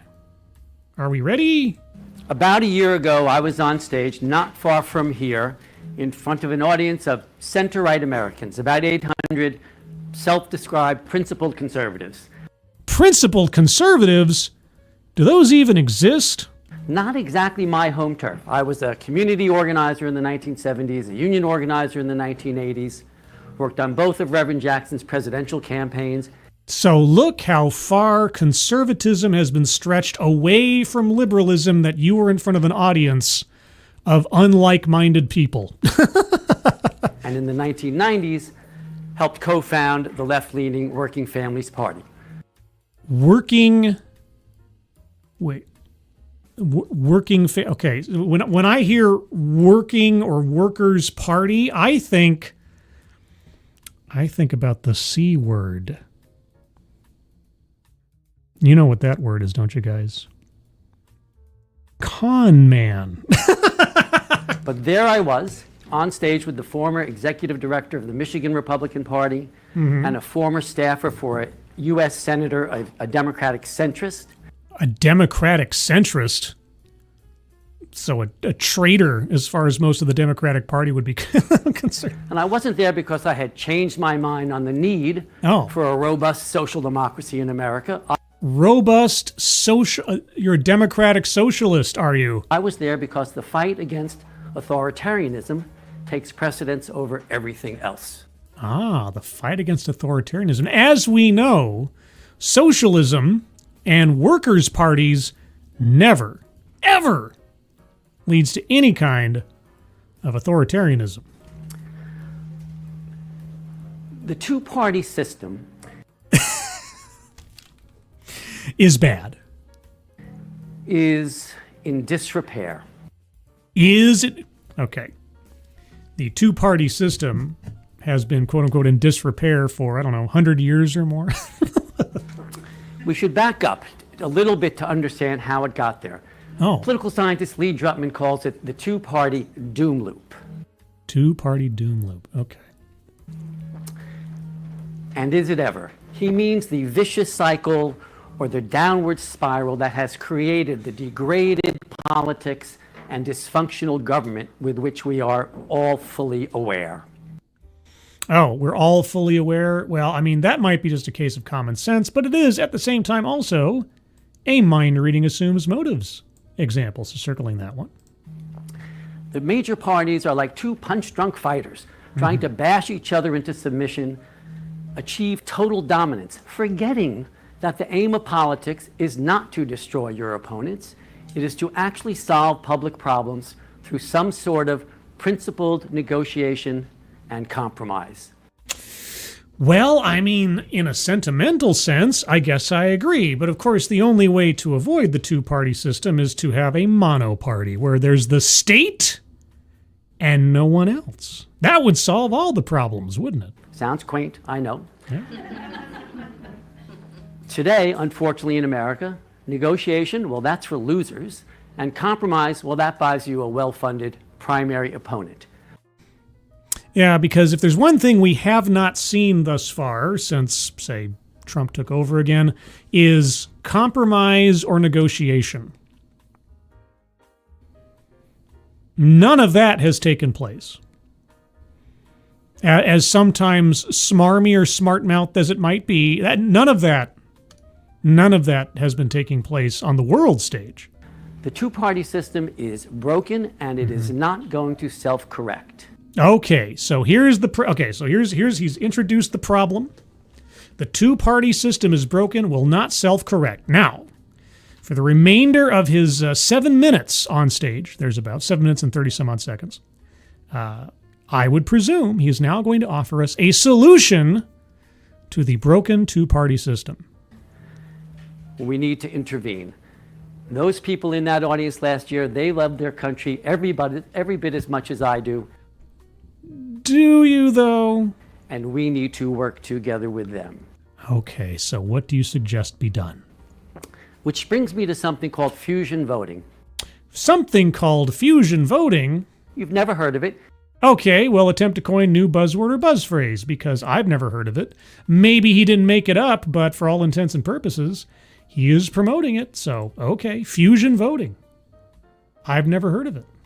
I mean, I guess that's also kind of a mind reading assumes motives kind of thing, but okay. It was once legal in every state, now banned in most. Okay, I'm also going to circle sales pitch for product or service, because now he's going to try to sell us on something that has been outlawed in most states. So, but it brought us a multi-party democracy for more than 100 years. And it might, just might, provide a path out of the two-party doom loop. So something that has been outlawed in most states. I mean, don't get me wrong. You can have something that's outlawed in many states that isn't at all harmful. I mean, I think there was a law somewhere that said taking a bath on a Tuesday or something was against the law. But okay, well, describe for me how fusion voting works. Here's how it works. Oh, well, ask and I shall receive. This is an election, a schematic of a ballot from Connecticut and New York, two states that still use fusion in every election every year. It's pretty familiar to you. There's a Democrat, there's a Republican, there's a well-meaning, if largely irrelevant, Green. But well-meaning, if largely irrelevant. Are you discouraging additional parties in the effort to diversify from the two-party system? Okay. Something interesting is happening on the fourth line. The Common Sense Party has cross-nominated or fused with the Democrat. The Common Sense people, they're not Democrats. They're different than Democrats. But they've decided she's the major party candidate closest to their values.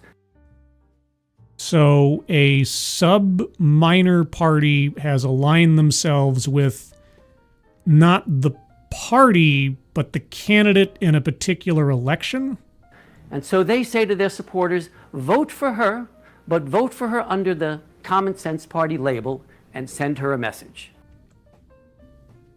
So the Common Sense Party, without the candidate's consent, has named their candidate the same candidate as the Democratic Party and the Democratic candidate. So you're meaning to stuff the voting block with the same names from multiple independent entities? Am I getting this correctly? Election day rolls around. Democrat gets 46%. Republican gets 49%. The Green gets a hair under 1%. The last 4% comes in on the Common Sense Party line. Which effectively means nothing, because that 4% would have just voted. Okay. The votes are tallied separately by party and then added together to produce the final tally. In this case, a narrow victory for the Democrat Common Sense fusion candidate.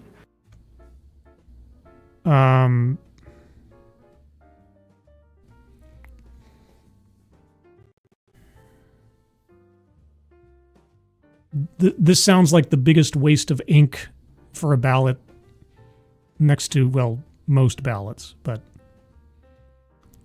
and what is accomplished by this? No wasted votes, no spoiler votes when you vote for a fusion third party. But you're not voting for that. The candidate has aligned herself and or is a card-carrying member of the Democratic Party.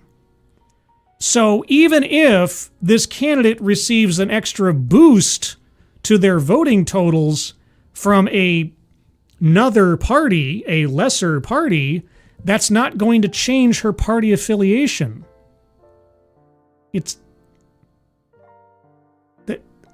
That is a distinction without a difference. Let's look at what in real life. 1940. 1940. Sure, let's talk about 1940, 80 some odd years ago. New York State, Franklin Roosevelt against Wendell Willkie for president. Oh, and we all remember Wendell Willkie. Yeah. This is FDR's home state. He's losing, Democrat versus Republican. You got the wrong card up. Get to your Roosevelt Willkie card. But then you look at the votes that came in on the Fusion Party, then called the American Labor Party. So you had 52% of the voters voted for Franklin Roosevelt. Franklin Roosevelt did not become an American labor Democrat. He was not then honor bound to somehow change his values and align in some weird way with some fanboys that called themselves by a different title but still promoted him as the candidate. Unless I was there a law that said that Franklin Roosevelt then had to become the American Labor Democrat? And Roosevelt carries the states. Fusion's roots in America are very deep. Okay. Admittedly, I am not a political historian or political scientist. Anybody in the chat, what is this supposed to prove? Unless he's going to tell me that back in ye yonder years of 1940, that a lesser party getting votes for a candidate from a different party then had, under some custom or law, had to then alter their values, their goals, their platform. Could Franklin Roosevelt have rejected that 7% from American labor? Could he have said, no, I don't wish to be affiliated with them? What if, and I know this is a funny notion, but in the internet age, in the trolling age, what if by some weird chance that in the next election, let's say you had J.D. Vance running under the Republican Party, and then someone cooked up a separate party that was also nominating J.D. Vance, and that was the Kick Cute Puppies in the Face Party. What if there was a Kick Cute Puppies in the Face Party and their nominee was J.D. Vance? Would J.D. Vance be honor bound to accept the votes from the Kick Cute Puppies in the Face Party and then somehow accept their values? And if he did, would anybody expect him to have to do that? If you're still voting for J.D. Vance? If you were duped into voting for J.D. Vance as some kind of trolling action because you named a party something terrible and it made him win the election by this process, wouldn't that be funny?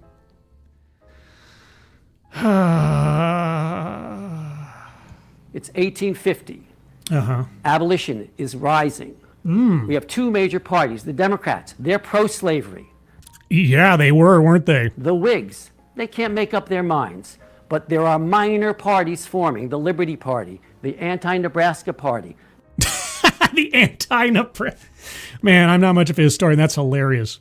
It's like, the Anti-Delaware Party. Delaware does not exist. The Free Soil Party. And they say to their supporters, we know this guy's a Whig. He's kind of a stuffed shirt.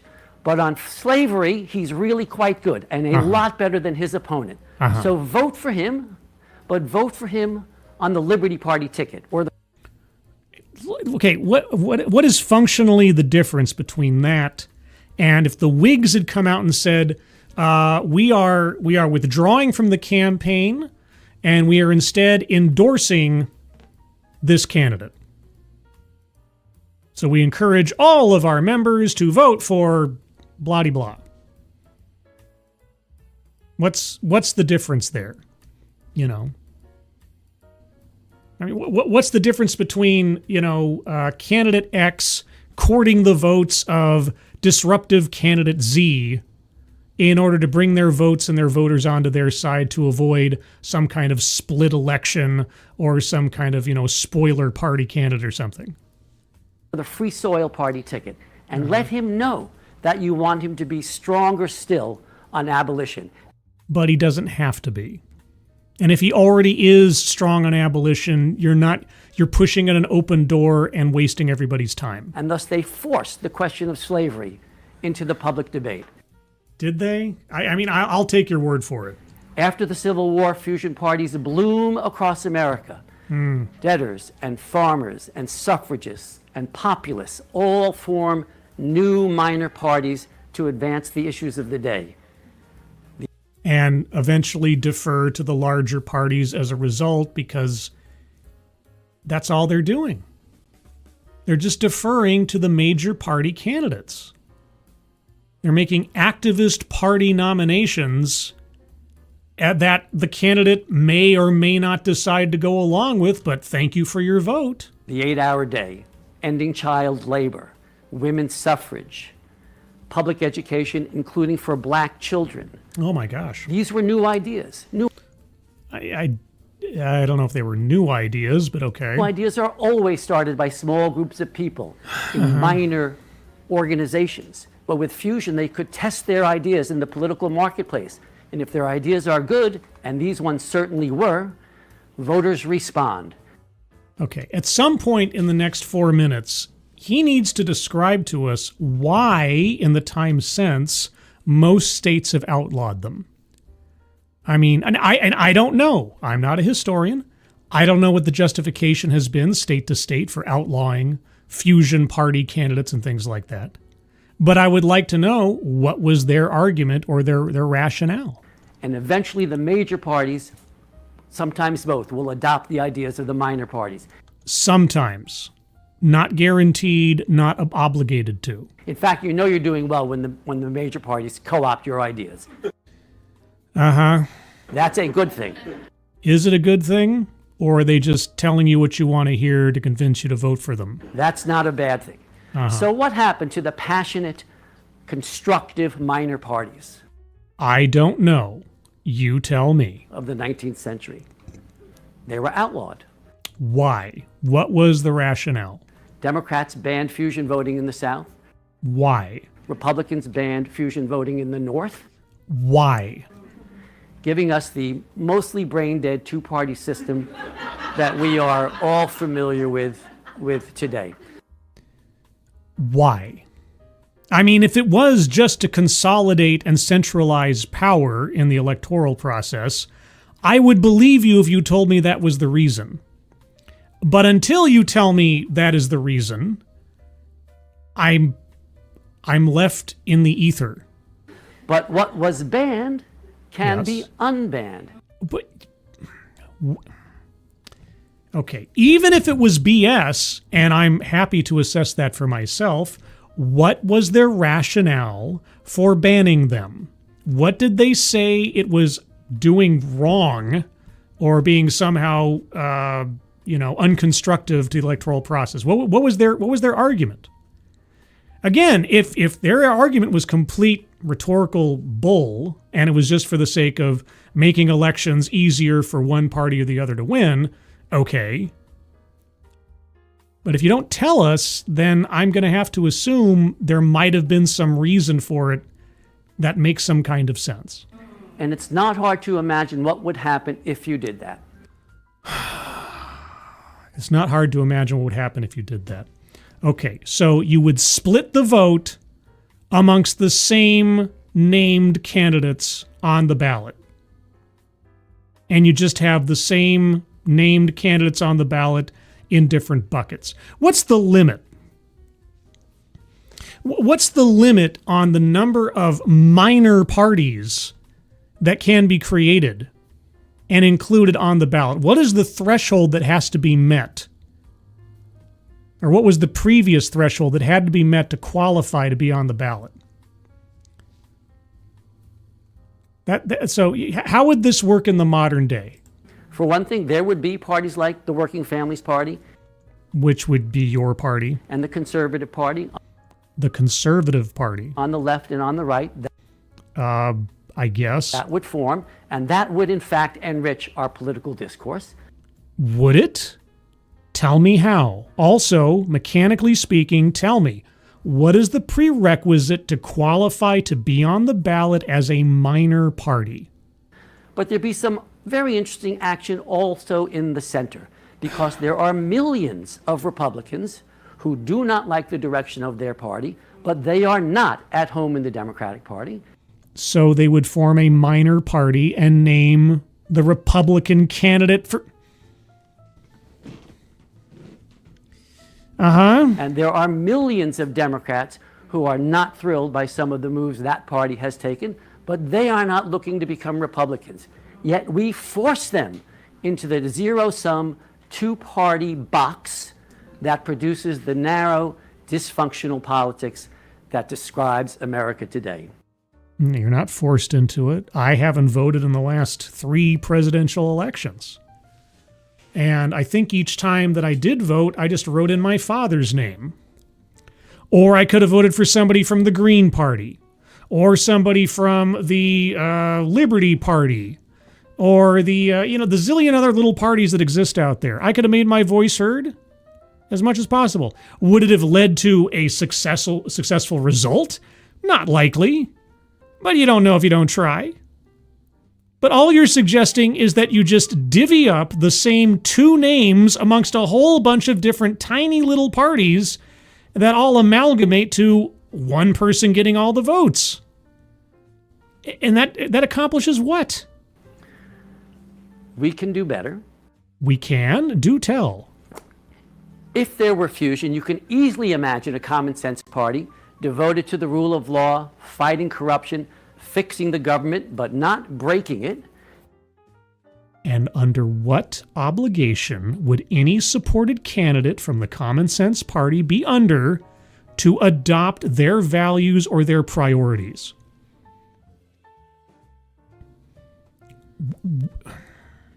Getting 5%, 9%, 13% of the vote. It Hell, I can imagine quite a bit, said Han Solo. wouldn't take long for them to grow a voting base because they're not wasting votes, they're not spoiling, they are sending a message. A message that no one is under any obligation to hear. And in so doing, they become a bulwark for democracy. Do they? Or are they selling out to the bigger party to try to get attention for themselves? Because they force the major parties to pay attention. Do they? Otherwise, they risk losing those votes.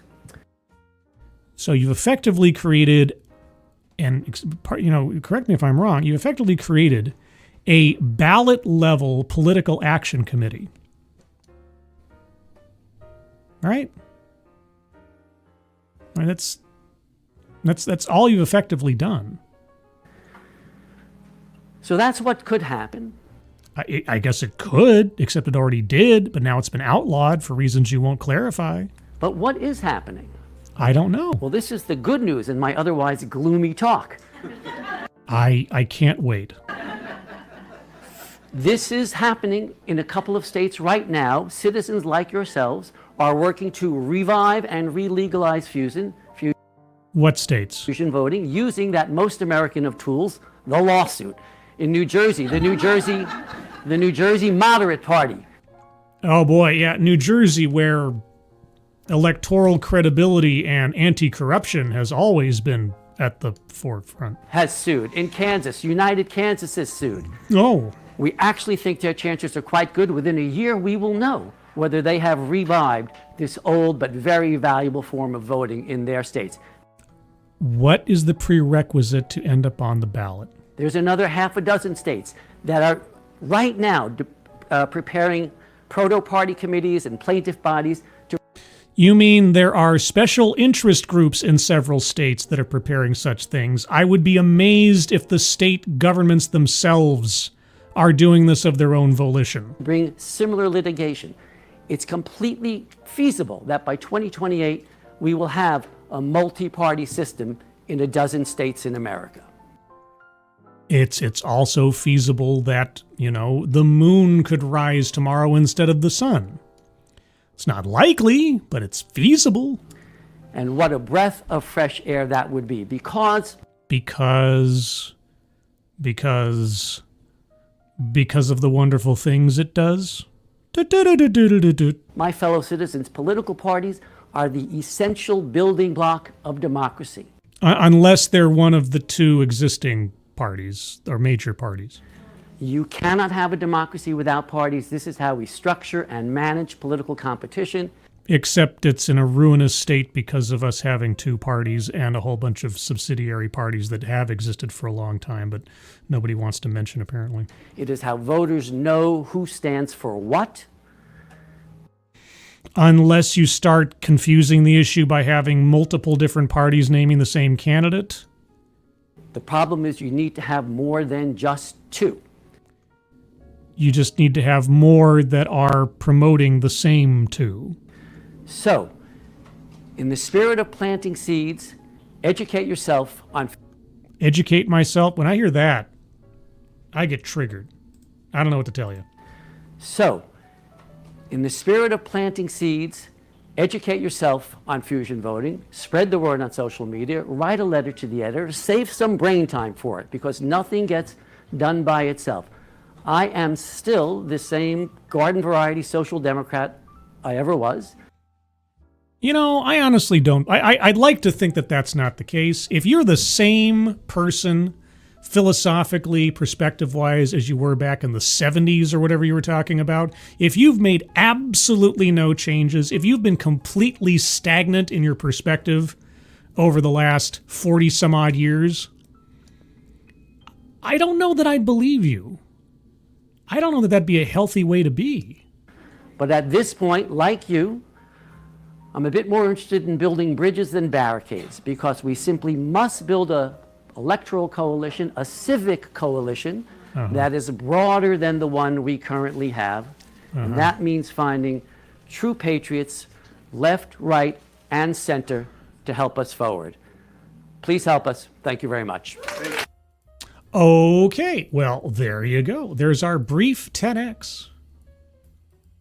And we will now move back on to the bingo card. All right, so let me update the bingo card and refresh that. There we go. All right, so I'm going to go over the card one more time by myself. It was a short talk, so it didn't cover a whole lot of ground, but you never know. And if you have arguments for squares to be circled, hold on to them momentarily, and I will get to you. Marginalize marginalization. Yes, because the two-party system is too broad and doesn't address everybody's concerns, and so a whole bunch of ideas and people and things. Thus, we need those minor parties. Self-vilification or wretchedness. I didn't hear him calling himself part of a problem, but just part of a completely unrequited solution. Contradicts own point of fails to make argument. Well, he failed to make his argument to me because nothing of what he said sounded like it was going to be productive for anything. But that also is entwined with leaves out vital context, but I'll get to that momentarily. Feminism, no. Microaggressions and conscious bias, not that I could discern. Privilege, I mean, if I wanted to be really abstract, I could say that the two-party system and the elimination of the minor parties allowed the two parties to have the privilege of being the dominant forces. I could say that, but I'll wait for somebody else if that's what they want to say. Benevolent condescension. I'm sure there's something in there. Weightless example, non sequitur. Well, I mean,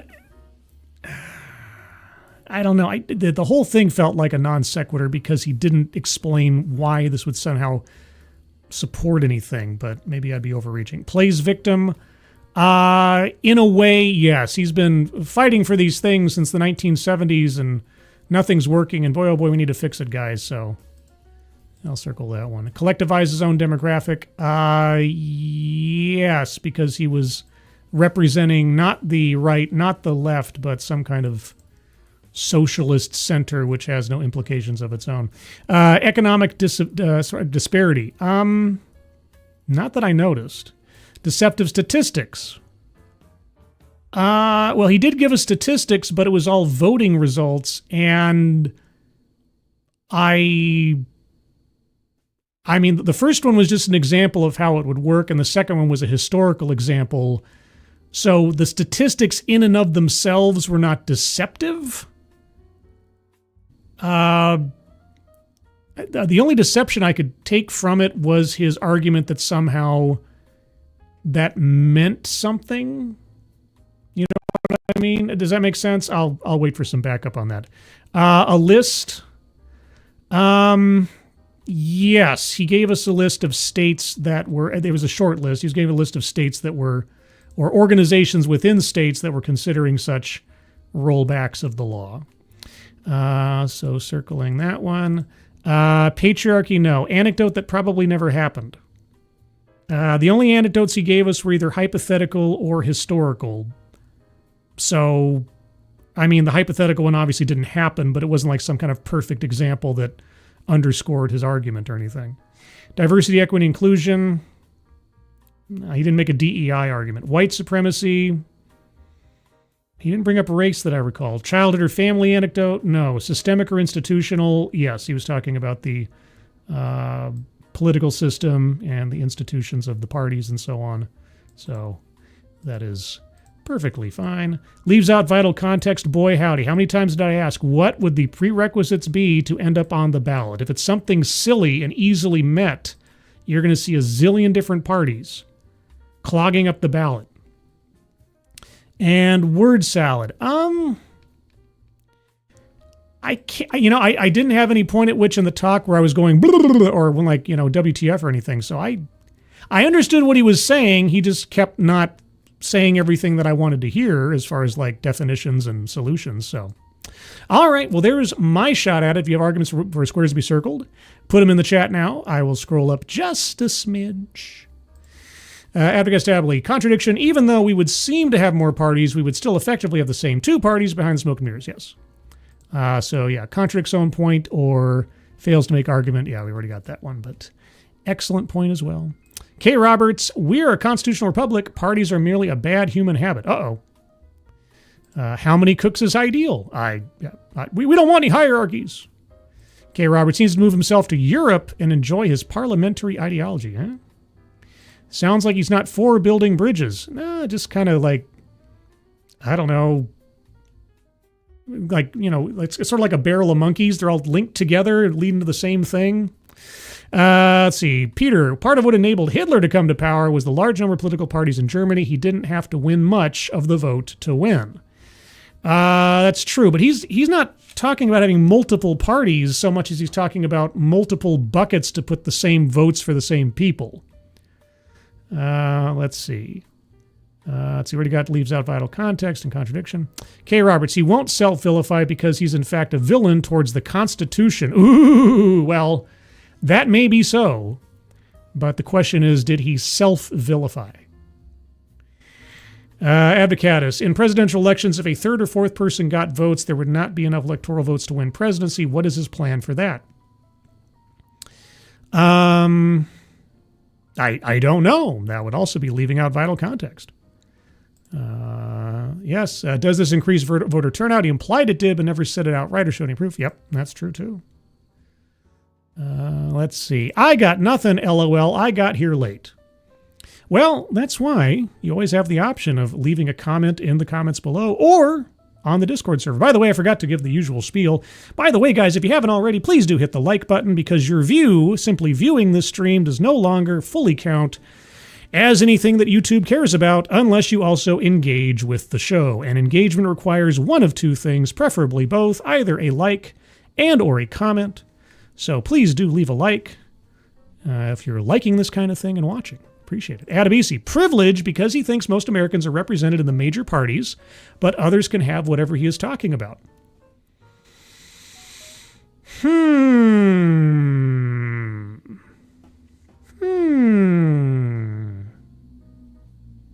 Well, to be fair, he was making the argument that Americans were not well served by the two-party system because they weren't being represented by the two parties because the two parties were too broad and not niche enough. So unless I'm misunderstanding your comment, I think he was actually arguing against the major parties well representing the majority of the people. I think that was his argument. If I'm misunderstanding, just let me know. Abdicatus, everything about the system and the way shit is counted is deceptive. Well, not by a purely mathematical basis that he showed us in the presentation. Yes, I mean, the deceptive part of this isn't the statistics he showed. It's the usefulness of it or the effectiveness of it. And this goes back to leaves out vital context more than it is deceptive statistics. He never told us that Roosevelt adopted or took seriously the secondary party voting for him. He just said that they'll be forced to. Like, well, maybe they will. Were they? Do you have historical examples where Roosevelt suddenly felt obligated to take on the platform of the secondary supporting party after the election? Did he give any evidence that he placated them in some way over the course of his terms? I didn't hear that. So, yeah. Adabisi, all right, I was half listening. That's fine. I just meant a sleight of hand. No, it is sleight of hand. And it is deceptive, but the statistics themselves, this is the thing. He was using, and again, I'll give him the benefit of the doubt, especially in the Roosevelt statistics. The hypothetical ones are a little less, that's a bit more foggy, but the Roosevelt statistics, like I say, I'll say sure. That really happened. Roosevelt benefited from a secondary party putting him on the ticket as well, and he won the election. Okay. That in and of itself is not deceptive. The statistics are, again, benefit of the doubt, are historically accurate. His trying to use them to prove a point, in that sense, he was, I might be arguing myself into circling the square because he used the statistics. He used accurate statistics to try to prove a deceptive point. I think that's fair. Yeah, okay. I talked myself into it. Sometimes I have to game these things out live just to make sure I'm not just circling it to circle. I'm trying to be as transparent as possible, guys, and not just give squares for the sake of giving squares. But unless there's any more arguments to be circled or any squares to be circled, yes, hypotheticals, yeah, it's true. Yeah, so like I said, I talked myself into it. All right, I'm going to leave that there. If anybody comes up with something after the fact, I can always go back. But that takes us into our last TEDx of the night in our triple feature. I'm going to choose the color blue because our last speaker was wearing a blue dress shirt. I'll just go off the outfits of the speakers for the subsequent colors of the circles. So our last talk for tonight, guys and gals, ladies and gentlemen, boys and girls. It is, how far have we come? Gender in children's literature. Yes, guys, how far have we come when it comes to gender in children's literature? Are you ready? We're on our third bingo card version here. I've got color of blue out. So green for the first one, orange for the second, blue for the third. Let's go. 7 minutes, guys. This is the shortest one of the three. TEDxWCC. Jessica Hale. How far have we come? ? Gender in children's literature. All right, so tonight I get to talk to you about one of my favorite things. Oh, these are a few of my favorite things. Talking about gender in children's literature. No, I can't do that. Anyway. Which is picture books. Picture books. What I want to have you do is reflect back to your childhood. Do you have a book that you remember as your favorite? Okay, the audio volume is fading in and out as a result of the original video. This is not my doing. When I listened to a sample bit before the show, it sounded fine. Hopefully this won't last, because if this keeps happening, this is going to bug me. If you do, raise your hand. Do you remember picture books as a kid? Golly, I wonder if anyone didn't raise their hand. Okay, I see some hands up. Think back. Can you imagine in your head what one of the pages looks like? Yes, I can. The very first book I ever read all by myself, learning to read. And I have it actually in a drawer still in my bedroom. It was, I honestly forget the title, but it was about a little rabbit who was going to go buy a birthday gift for his mama rabbit. And so he was going to the store and he had a little bit of money and he kept running into other friends, other animal friends along the way. And he was trying to figure out what he was going to buy Mama Rabbit for her birthday. And yeah, I can remember one of the pictures was by the time he got to the store was run by a rabbit in a green vest, if I remember right. And he had like a little watch chain kind of thing. And he had glasses. Now, I'm pulling from my memory here. If I'm completely off, hold on a second. Hold on one second. I'm going to go get that book. Hold on a second here. I got it right here. Hold on. One second. I got it. It's in here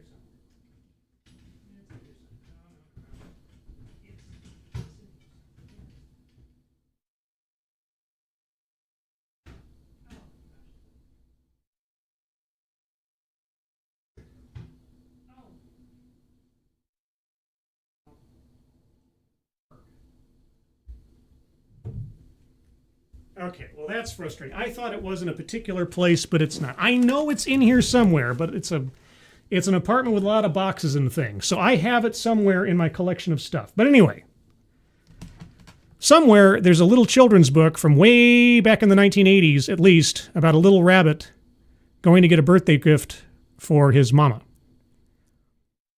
So can I find that? Hold on. Children's book, rabbit birthday gift mom.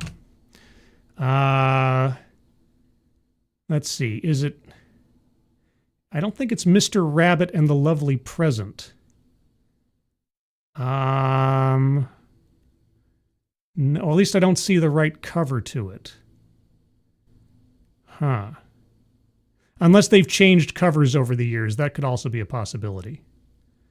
Okay, well anyway, I remember it with a little rabbit and a store owner rabbit in a green vest or something. Anyway, it's out there somewhere. Anyway, I remember a specific page from that. Yes, I do. And of the books that she has up here, like Goodnight Moon and The Cat in the Hat. Corduroy, yeah, we used to have the Corduroy book when I was a kid, yeah. Or what some of the text says, or even the plot line. Sure, yeah. For those of you with hands up? Yeah.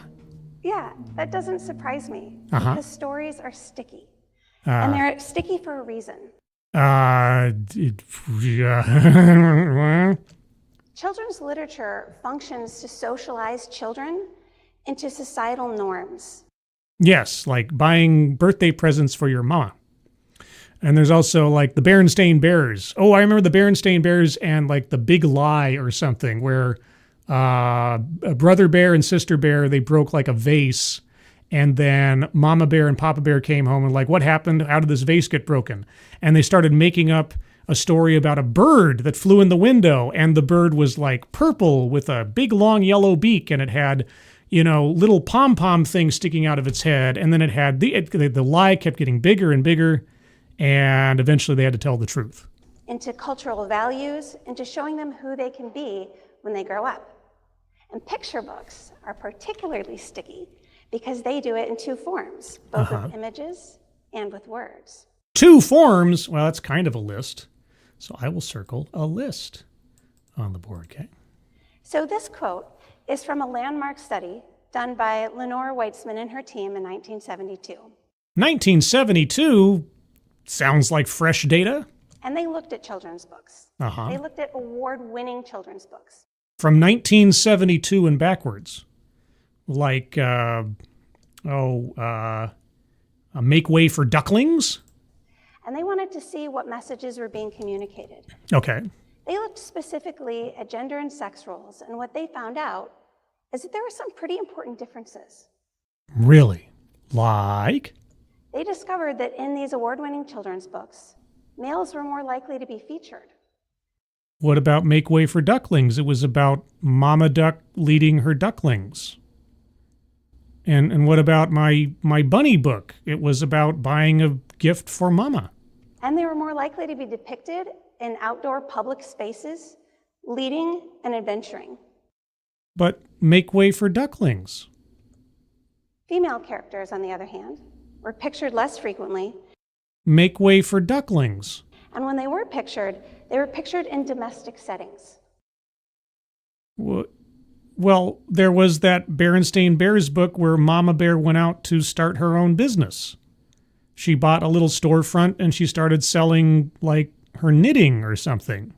In private spheres, roles that related to pleasing and serving. Okay. And that's bad? And you may be thinking, hey, that was 1972. Like, it's been a while, right? Well, yes, it has been a while. And we want to know how things have changed. Tell me, how have they changed? Well, in the years between now and then, which is almost 50, we have researchers like Gooden and Gooden, Hamilton et al., and Clark et al., who researched. And I don't know why I'm asking this question. Do either of these three or any of these three institutions that you've just mentioned, do they have any, I don't know, gender ideology leanings of their own by any chance? Not only award-winning children's books, but mass market books, the bestsellers. And while there were fluctuations in time, it wasn't linear. So we see some improvement that... Okay. Improvement. You first have to articulate why these things are problems. Why is it a problem for male characters, on average, to be seen leading or being active? Why is it a problem to see female characters in a caregiving role? Why is this a problem? Unless or until you tell us why these things are problems, you're just assuming that we agree that they are problems, which is not how this works. Improvement that reflects more of what I think we see in society. What you think we see in society. Oh, okay. Well, I'm gonna circle benevolent condescension because you know what's best for everybody. But not entirely. Oh. And this is kind of dangerous. Dangerous! Because if we continue to have these inequities in representation, we risk people internalizing negative stereotypes. Internalizing negative stereotypes, disparities in representation, that does sound like a DEI talk. Oh boy, circling that one. And I think if we look out into the world, we can kind of see some evidence of how roles are gendered. We can kind of see some evidence of how roles are gendered. Kind of, guys. It's only kind of. And what I mean by this is when we look at, for example, the Labor Bureau of Statistics. The Bureau of Labor Statistics, Bureau and Labor of Statistics. You find that women and men are not equally represented in the workforce. Okay, why is that? Why? And in fact, women show up less, and the percentage is directly related to the age of their children. Oh, okay, so it has something to do with raising the children. Okay. Now, do you want to track that back a little further to a decision point in life that the majority of women make when it comes to staying in the labor force or raising children? And women do show up in the workforce, for that percentage that do. They're disproportionately in kind of service occupations. You mean part-time work because they're spending the bulk of the rest of their time raising their children? They make up almost 75% of the entire workforce that do health services and primary and secondary education. And what is wrong with that? You know, with that odd, confused, strange look on your face, you're kind of crapping all over entire swaths of the population doing honest labor. So there are a very large number of a very small number of occupations. Okay, and? And when we look at leadership or politics, women are even less present in those contexts. Because they're obviously restricted and disallowed from entering into such occupations. Right? So what I wanted to know is if we look at children's books today, will we still see nurturing as a female quality, leadership as a masculine trait? Yes. The answer is yes. And how are occupations being depicted That one I don't know. in these books today? I don't know. So I got to do a really fun research project. A really fun research project. Oh, look at all those titles up there. Boy, look at all the diversity. I got to look at award-winning picture books Yeah, awarded for what? from 2018 into 2022. Oh, the perfect period of time for the best in children's educational theory. And I got to not only read them and enjoy them for their beauty and words and characters and plot, But I also plotted and coded all the protagonists for their leadership behaviors and their race. and their nurturing behaviors. Oh, okay. And if there was any adult featured in the book at all, remember, adults show us who we can grow up to be. Maybe. I guess. Depends. JB, thank you so much. Women have 100% of the babies born. What? What are you talking about? I have it on good authority. Several people who have sat before Congress or talked on videos or elsewise, I have it on good authority that men can have babies, JB. You know, pregnant persons, JB. It doesn't say pregnant women anymore. What are you talking about? You're talking nonsense. Nonsense. I noted their gender and their occupation. Their gender and their occupation. Okay. So you went looking to be offended. And what do you think I found? I bet it was still not to a division that you approved of. Some mental guesses? Okay, well, it's one of two things. Either you were still disappointed in the ratios, or things had improved so dramatically that you've got nothing to complain about. I'm guessing it's not the second option. Well, it turns out females are still depicted in nurturing behaviors more than men. Gosh, I wonder, guys, why is that? Why is it that women classically are depicted in having more nurturing behaviors than men? There's no evolutionary reflex that might come into play in that calculus, is there?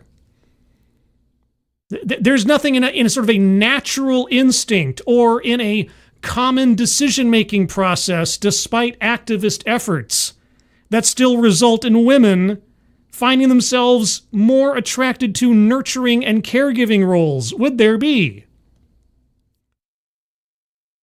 So what do you propose to do to solve for this problem, O Speaker? More than any other gender category. Wait, stop. What'd you say? Still depicted in nurturing behaviors more than men. More than any other gender category. There are no other gender categories. There are women and there are men. There's no other gender category. You're talking nonsense, but we're still on DEI stuff, so there you go. And when I compared the ratio of which that happened to previous researchers, it was closer together. Oh my gosh, it's almost like patterns have remained relatively consistent over time, despite activists' work to do elsewise. Also, I'm going to circle feminism on the board. And I'm close to circling patriarchy, but I want to have a little bit more. So there is evidence of improvement, but there still isn't parity. There will never be parity. And I don't even know what you mean by parity, but there will never be parity between men and women, because men and women, while both being humans, are completely different kinds of humans. It's okay. Here's what she'd have to do. And maybe one of the books that she's about to show will tell us this. She would have to give us an example of a book that is perfectly balanced, as all things should be. That's what she'd have to show us. She'd have to show us a scenario or a set of characters that are depicted precisely right from her perspective in order to give us some compare or contrast. Because right now, well, first and foremost, she hasn't told us why these differentials in gender presentations as roles is a problem, which is her first big problem. But she then has to at least give us an example of what she's looking for that would solve said problem. When I looked at leadership behaviors, males, again, were more frequently depicted in those leadership behaviors. Why? No, don't tell me your idealized version. First, you have to explain why that might be. Why are women classically depicted in caregiver roles? Why are men classically depicted in leadership roles? You have to explain this first. It's not some mystery, right? I mean, I'm sure that you have books, children's books, written by both men and women that both end up depicting these characters in similar roles. So why? But this, we've seen a lot of growth in. Oh. So there was just like a one-book difference between females and males when it came to leadership. A one-book difference, okay. And I think that that's a pretty good improvement. Without explaining why it's a problem in the first place to be solved. From previous studies. Males were more often pictured in leadership behaviors than in any other gender category. Gender category. Can you give us all the gender categories that you considered in the course of this research? Now, when I looked at occupations, again, males were more likely to be pictured in an occupation than any other gender category. Why? And the occupations they got to have were much wider in variety. They could be pilots and doctors and teachers and musicians and athletes and lighthouse keepers. Now, because obviously there are no female doctors or politicians or athletes or lighthouse keepers. But when it came to how women showed up in occupations, they were often still in those traditional roles. How often is often? So things like education, domestic service, and even entertainment. And obviously that's a horrible crime against humanity, I guess. And I think it's important that we try to figure out what messages we're sending to our kids now. What occupation do you have? I mean, she's talked about being a researcher or something. What do we know what occupation she's in? Did it say at the beginning of this? And on the off chance, and I'm just spitballing here, on the off chance that she is in an educational vocation, why? Why isn't she a pilot? Why isn't she an executive? Why not? Because what we don't know is the magnitude of this effect. We know that in the short term, these kinds of negative stereotypes or internalized stereotypes. You have not proven that these quote-unquote stereotypes are negative. What is negative about being a caregiver or an educator? What is negative about being a pilot or an athlete? What are you talking about? And what is your chosen profession, might I ask? Can affect self-identity and self-esteem.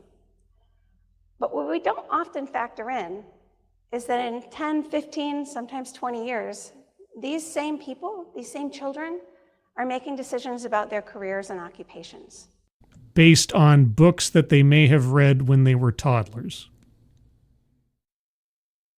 Boy, I know that I am now a professional birthday gift getter for my mother. Well, I mean, in the sense that when it's my mother's birthday, I get her a birthday gift, sure. So I guess, damn, I guess that book did have an effect on me. Gee, respect my mother on her birthday with a birthday gift that I try to be thoughtful about. Oh my God. And you know what else? When I break something, I don't blame it on a fictitious bird that flew in the wind. Berenstain Bears! Damn it, you have infested my brain with your positive values.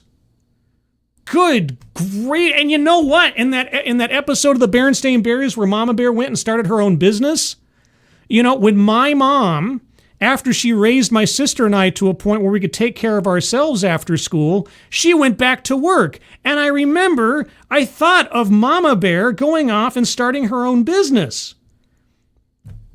Oh my God. I'm more a victim of children's books than I knew. Choosing who they're going to be in the world. Well, they have no choice who they're going to be in the world. You just told us it's predetermined by children's books and the gender roles presented therein. And I think it's imperative that we start to look for more equity in those representations. Okay. Give us you must have found the perfect book. Or you have one you want to pitch us. Come on. And, you know, there's a researcher, Sal, who has some suggestions for us. A researcher, Sal? What? Sal says, look for non-sexist books. Non-sexist books. Okay, well, the threshold for what someone could consider to be sexist, given microaggressions these days, it's pretty low. Look for books that push back on gender discrimination. Again, define gender discrimination. And books that show genders in equal lights. But genders are not equal. They're different because there's that S at the end. They're different, and there's two of them. And I think those are all really good. So go home and buy new books, put them all on your shelves now. Okay, well, at least in the abstract, if not specifically for the ones that she showed on screen, sales pitch for product or service. Sure, okay. But I also want to put a call out there to writers. Oh, writers, you need to do better. Make characters that are more parodied. Not parodied. Exude more parity. Write better stories. Yeah, your stories about men doing men things and women behaving like most women are terrible. And I'm going to tell you why. Oh, wait, no, I'm not going to tell you why. I'm just going to imply that it's wrong because reasons. Write stories where gender doesn't determine how you act. Oh, okay. Can I write stories where you don't determine how I write my stories? Thank you. Thank you, please. I need some kind of affirmation here. But it's also to the publishers, it's to the parents. Think about the stories that you're telling our little people. Our little people. Whose little people? Whose little people? And who they'll get to be in the world. Who they'll get to be. And think back to that story that you reflected on, that you said was your favorite. What did it tell you about who you get to be? Who I get to be? Well, when it's my mother's birthday and I have money to go buy my mother a birthday gift, I try to think of something that my mother will like. That's the kind of person that book taught me to be. And so when people ask me, like, how far have we come when it comes to gender in picture books? I don't believe anybody asks you that, so I'm going to circle anecdote that never happened. I don't think anybody asks you that. I don't think we've come far enough. Of course you haven't. Thank you. What was this lady's profession again? Sorry, did they say here what she did? Jessica Hale, Did we get a little subtitle to her? Did she say, I think she said she was in education or something, didn't she? I don't know. Anyway, I'm not trying to call it any kind of hypocrisy here or nothing, but I'm just a little curious. Just a little curious, you know. That's what happens. Get curious like that, you know.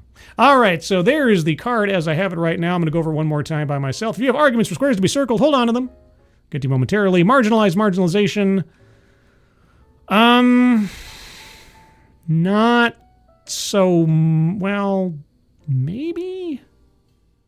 I mean, she talked about, like, men and women being locked in the same categories of roles and occupations. So, self-vilification or wretchedness, I didn't hear any.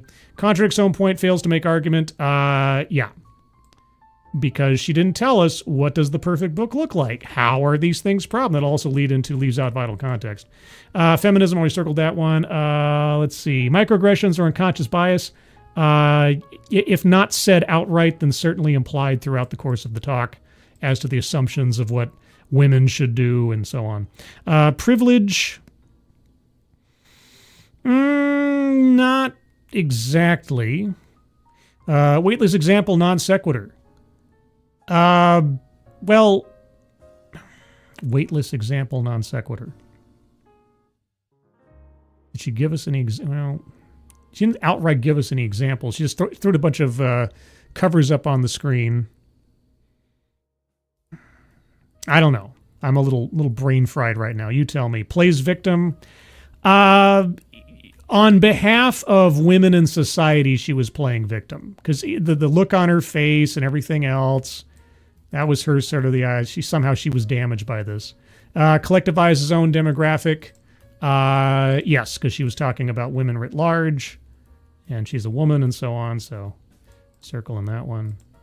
Let's see. Next, economic disparity. Not that I recall. Deceptive statistics. Well, she said the 1972, and then her statistics didn't help her argument because she said that the problem still existed. So if she wanted to be deceptive about them, she would have done something different, or she would have said that they'd gone down or something, or gotten worse. But she didn't, so it kind of goes against her own argument. Attempt to coin new buzzword, buzz phrase. Not that I heard. Mind reading assumes motives.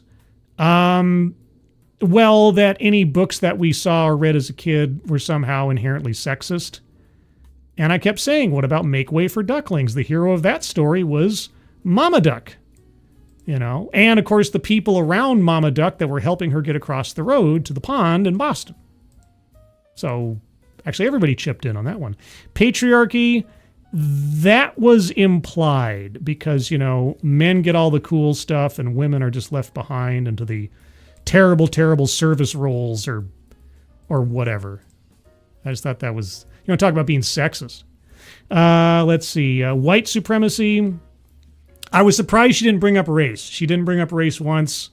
So, no. Childhood or family anecdote. Well, she asked us, the audience, to recall a book from our childhood, but she herself did not talk about her family or childhood, so I don't think that counts.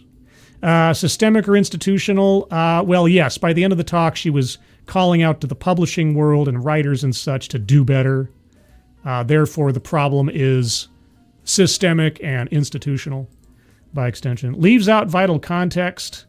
Yes, like how are these things problems? What would the perfect balance look like? And so on. She didn't give us any examples of the counterpoint to her complaint. And lastly, word salad. It was close. I don't know. What do you guys think? Okay, I know it's a bit of a mess, but you have to look at the card and tell me, for anything that currently does not have a blue circle on it, if you have an argument for that square to be circled, now is the time. So we'll go down the list here. I'll scroll up just a smidge. I have nothing for this one. This was too nonsensical. That might be a first. When Advocatus Diabolis got nothing, then either TEDx has beaten him or he's beaten TEDx. I'm not quite sure. Let's see. Yep, it's me. Well, hello, you. If we are influenced by children's books and they dictate how we grow up, does that mean I am an elephant and a king of realm? You may all bow down. Then yeah, Babar. Yes. Okay, so yep, it's me is just a declaration of Babar. You are now Babar. King Babar. So when I see yep, it's me, I'm going to try to remember to hail their arrival as King Babar. Yes. JB, I don't know if it's a square, but you seem highly biased, only being worried about women. Well, I circled feminism. So if you're talking about like unconscious bias, again, we're not circling that square. It's already been circled anyway because she talked about society and everything. But yeah, we're not talking about whether the speaker possesses a bias, but whether or not they use microaggressions, unconscious bias, or a reasonable facsimile in their presentation. Is it a point they make or a tool they use? Not that we suspect they have them, because everybody has them.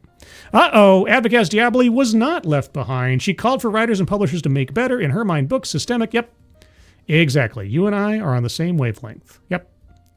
Okay. Exactly. Now I want to change my name. Well, if you change your name to King Babar, I'm going to assume a coup has occurred, but I won't be able to stop you. So, King Babar. I sort of remember Babar LO, never watched it though. Well, yeah, he did have his cartoons. I remember Babar. K. Roberts, the little 9 that could was gendered? I thought we just had to chug a chug, chug, chug, woo woo. Yeah. The little engine that could. I see. Engine, yes. Autocomplete. Scribe-Lite, I did come up with one, but it was just as you... Yeah, exactly. Yeah, see, there you go. See, I'm a pro at this. I've done this for a while now. All right, so I realized it was a short talk. It was a focused talk. Any other squares to be circled, guys, that aren't already covered in blue? Give you another minute here, and then we will wrap things up. Programming note. I may indeed just take the weekend off from any more streaming. It's been a thoroughly mentally and decidedly emotionally exhausting last few days. I wanted to do something tonight because I felt the urge and I need a little bit, like I say, catharsis. But if I do stream again this weekend, it will be on Sunday. I won't be streaming tomorrow unless I'm invited to something and I just can't be helped to join in. I did want to talk about something else, though. I can't make any promises about this, but while I was visiting my parents, my mother and father, and my mother specifically, are big fans of Fox News. I never watch Fox News, if you can believe it. Not because I have some, political bias against watching Fox. I don't watch MSNBC either. I rarely watch network news anyway, but they like to watch Fox News. And more than once over the course of the last couple of days, I have been party to watching my mother's favorite talk show, The Five, on Fox News. And as I sat there watching The Five yesterday, I was thinking to myself, I've been on talk shows and panel discussions and news shows and things now, either directly or otherwise, for almost 10 years. And I thought to myself, they're not doing anything that I haven't been doing, or my friends haven't been doing all this time. I could do this better than that. So I had a thought. I know, it's just a thought.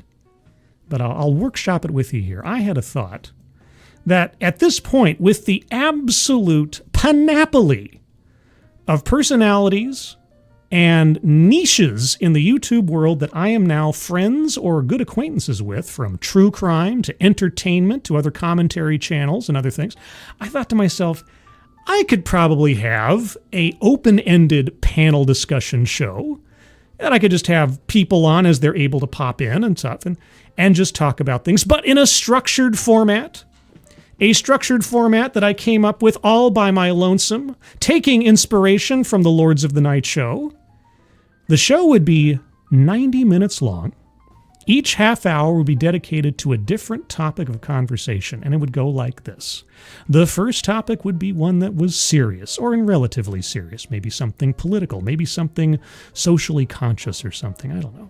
The next topic would be a silly topic. Something that's happening in the news that's ridiculous. And the third topic would be submitted by the audience. Someone out there, just puts out on a Twitter, an X hashtag or something like the olden days on Lords of the Night. So serious, silly, and submitted would be the format. And the name of the show, I haven't figured that out yet. I was thinking about the best panel discussion show on YouTube. I just call it that, the best panel discussion show on YouTube. So there wouldn't be any doubt that you'd be honor bound to believe it simply because I said so, which is exactly how DEI works, and the DPRK. The words mean exactly what you're going to get in the can. But I was thinking about trying to do something. The only problem is, depending on when I decided to do this, would likely include and or preclude a whole swath of people in my orbit from even participating. Because I know people, guys, and I'm not just bragging here, I know people around the world and in multiple time zones with different schedules. So I don't know how I would be able to do it and also have a variety, a diversity, if you will, of other panel guests. That's not to say that it would be a bad thing to have a regular set of people on the panel or anything, but I'd want to mix it up a little bit here and there. So just an idea that's germinating in my head. I've been decidedly antisocial in a lot of my streaming of late, save for those times when I go on Midnight's Edge, because I'm usually doing streams on my channel mostly by myself now, just because everybody's schedules are so screwy and everything. But it was an idea I had. So if you have any thoughts or input on that idea, think it's great, think it's silly, think it might work, think it might not, either way, you can always tell me on the Discord server. Guys, you have a Discord server? I have a Discord server. Link to the Discord server is in the chat right now. All you have to do is click on that link, and you'll find yourself on the landing channel called Say Hello. And in addition to saying hello, you just have to say the secret word. The secret word will tell me that you actually watched this long-ass stream, and if thus earned the right, the privilege, the entitlement to join the Discord server. And today's secret word is bunny. Like the bunny rabbit from my children's book. Just say, hello, bunny, and I'll know that you watched the show. Outside of that, again, I may, although it's not likely, but I may, if I'm going to do it at all, may stream on Sunday for a Sunday stream. Just keep your eyes out on the Twitter machine, scribe_light, or on the Discord server for such an announcement. Unless something comes up, and it could, but unless something comes up, on Monday, the schedule will be the same as usual. I'll be on Midnight's Edge in the morning at 9:05 a.m. Pacific Time, noon 05 p.m. Eastern Time, and then there will be an episode of DEI Death Watch at 12:30 p.m. Pacific Time, 3:30 p.m. Eastern Time. I'll take a look at the latest news on the downfall and doubling down of diversity, equity, and inclusion. And then next week, Thursday, at the regular time, 6 p.m. Pacific, 9 p.m. Eastern, for another episode of TED Excellence, a singular episode, as in singular talk. But with that, everyone... and also, by the way, as Keeverdam just reminded, I have a merch store. If you want some merch, if you want a Pepperjack shirt or a Moonbase Crater Valley shirt or a TED Excellence cup or a Scribe Light mug or a Got It mask for pandemics that no longer are a problem, but maybe you just like having a face mask that says Got It on it because that'll keep people guessing. You can find that in the Scribe store. But with that, everyone, I want to thank you guys for joining me. Everybody who donated, thank you so much for donating and your generosity, either to myself or for the leukemia and lymphoma link at the top of the chat box, guys. Thank you so much. Moderators, thank you for keeping an eye on things, even though everyone here is so well behaved. You have very, very little to do. And with that, everybody, I hope you have a good rest of your Friday. I hope you have an excellently relaxing weekend ahead of you, and I hope that you are all safe and well. If you are not well, please get well soon. And I'll see you on the next one. Abacus Diaboli, the secret word is bunny. B-U-N-N-Y. Why? Because I like you. M-I-C. See you real soon. K-E-Y. Why? Because Advocatus needed to know. O-U-S-O-B.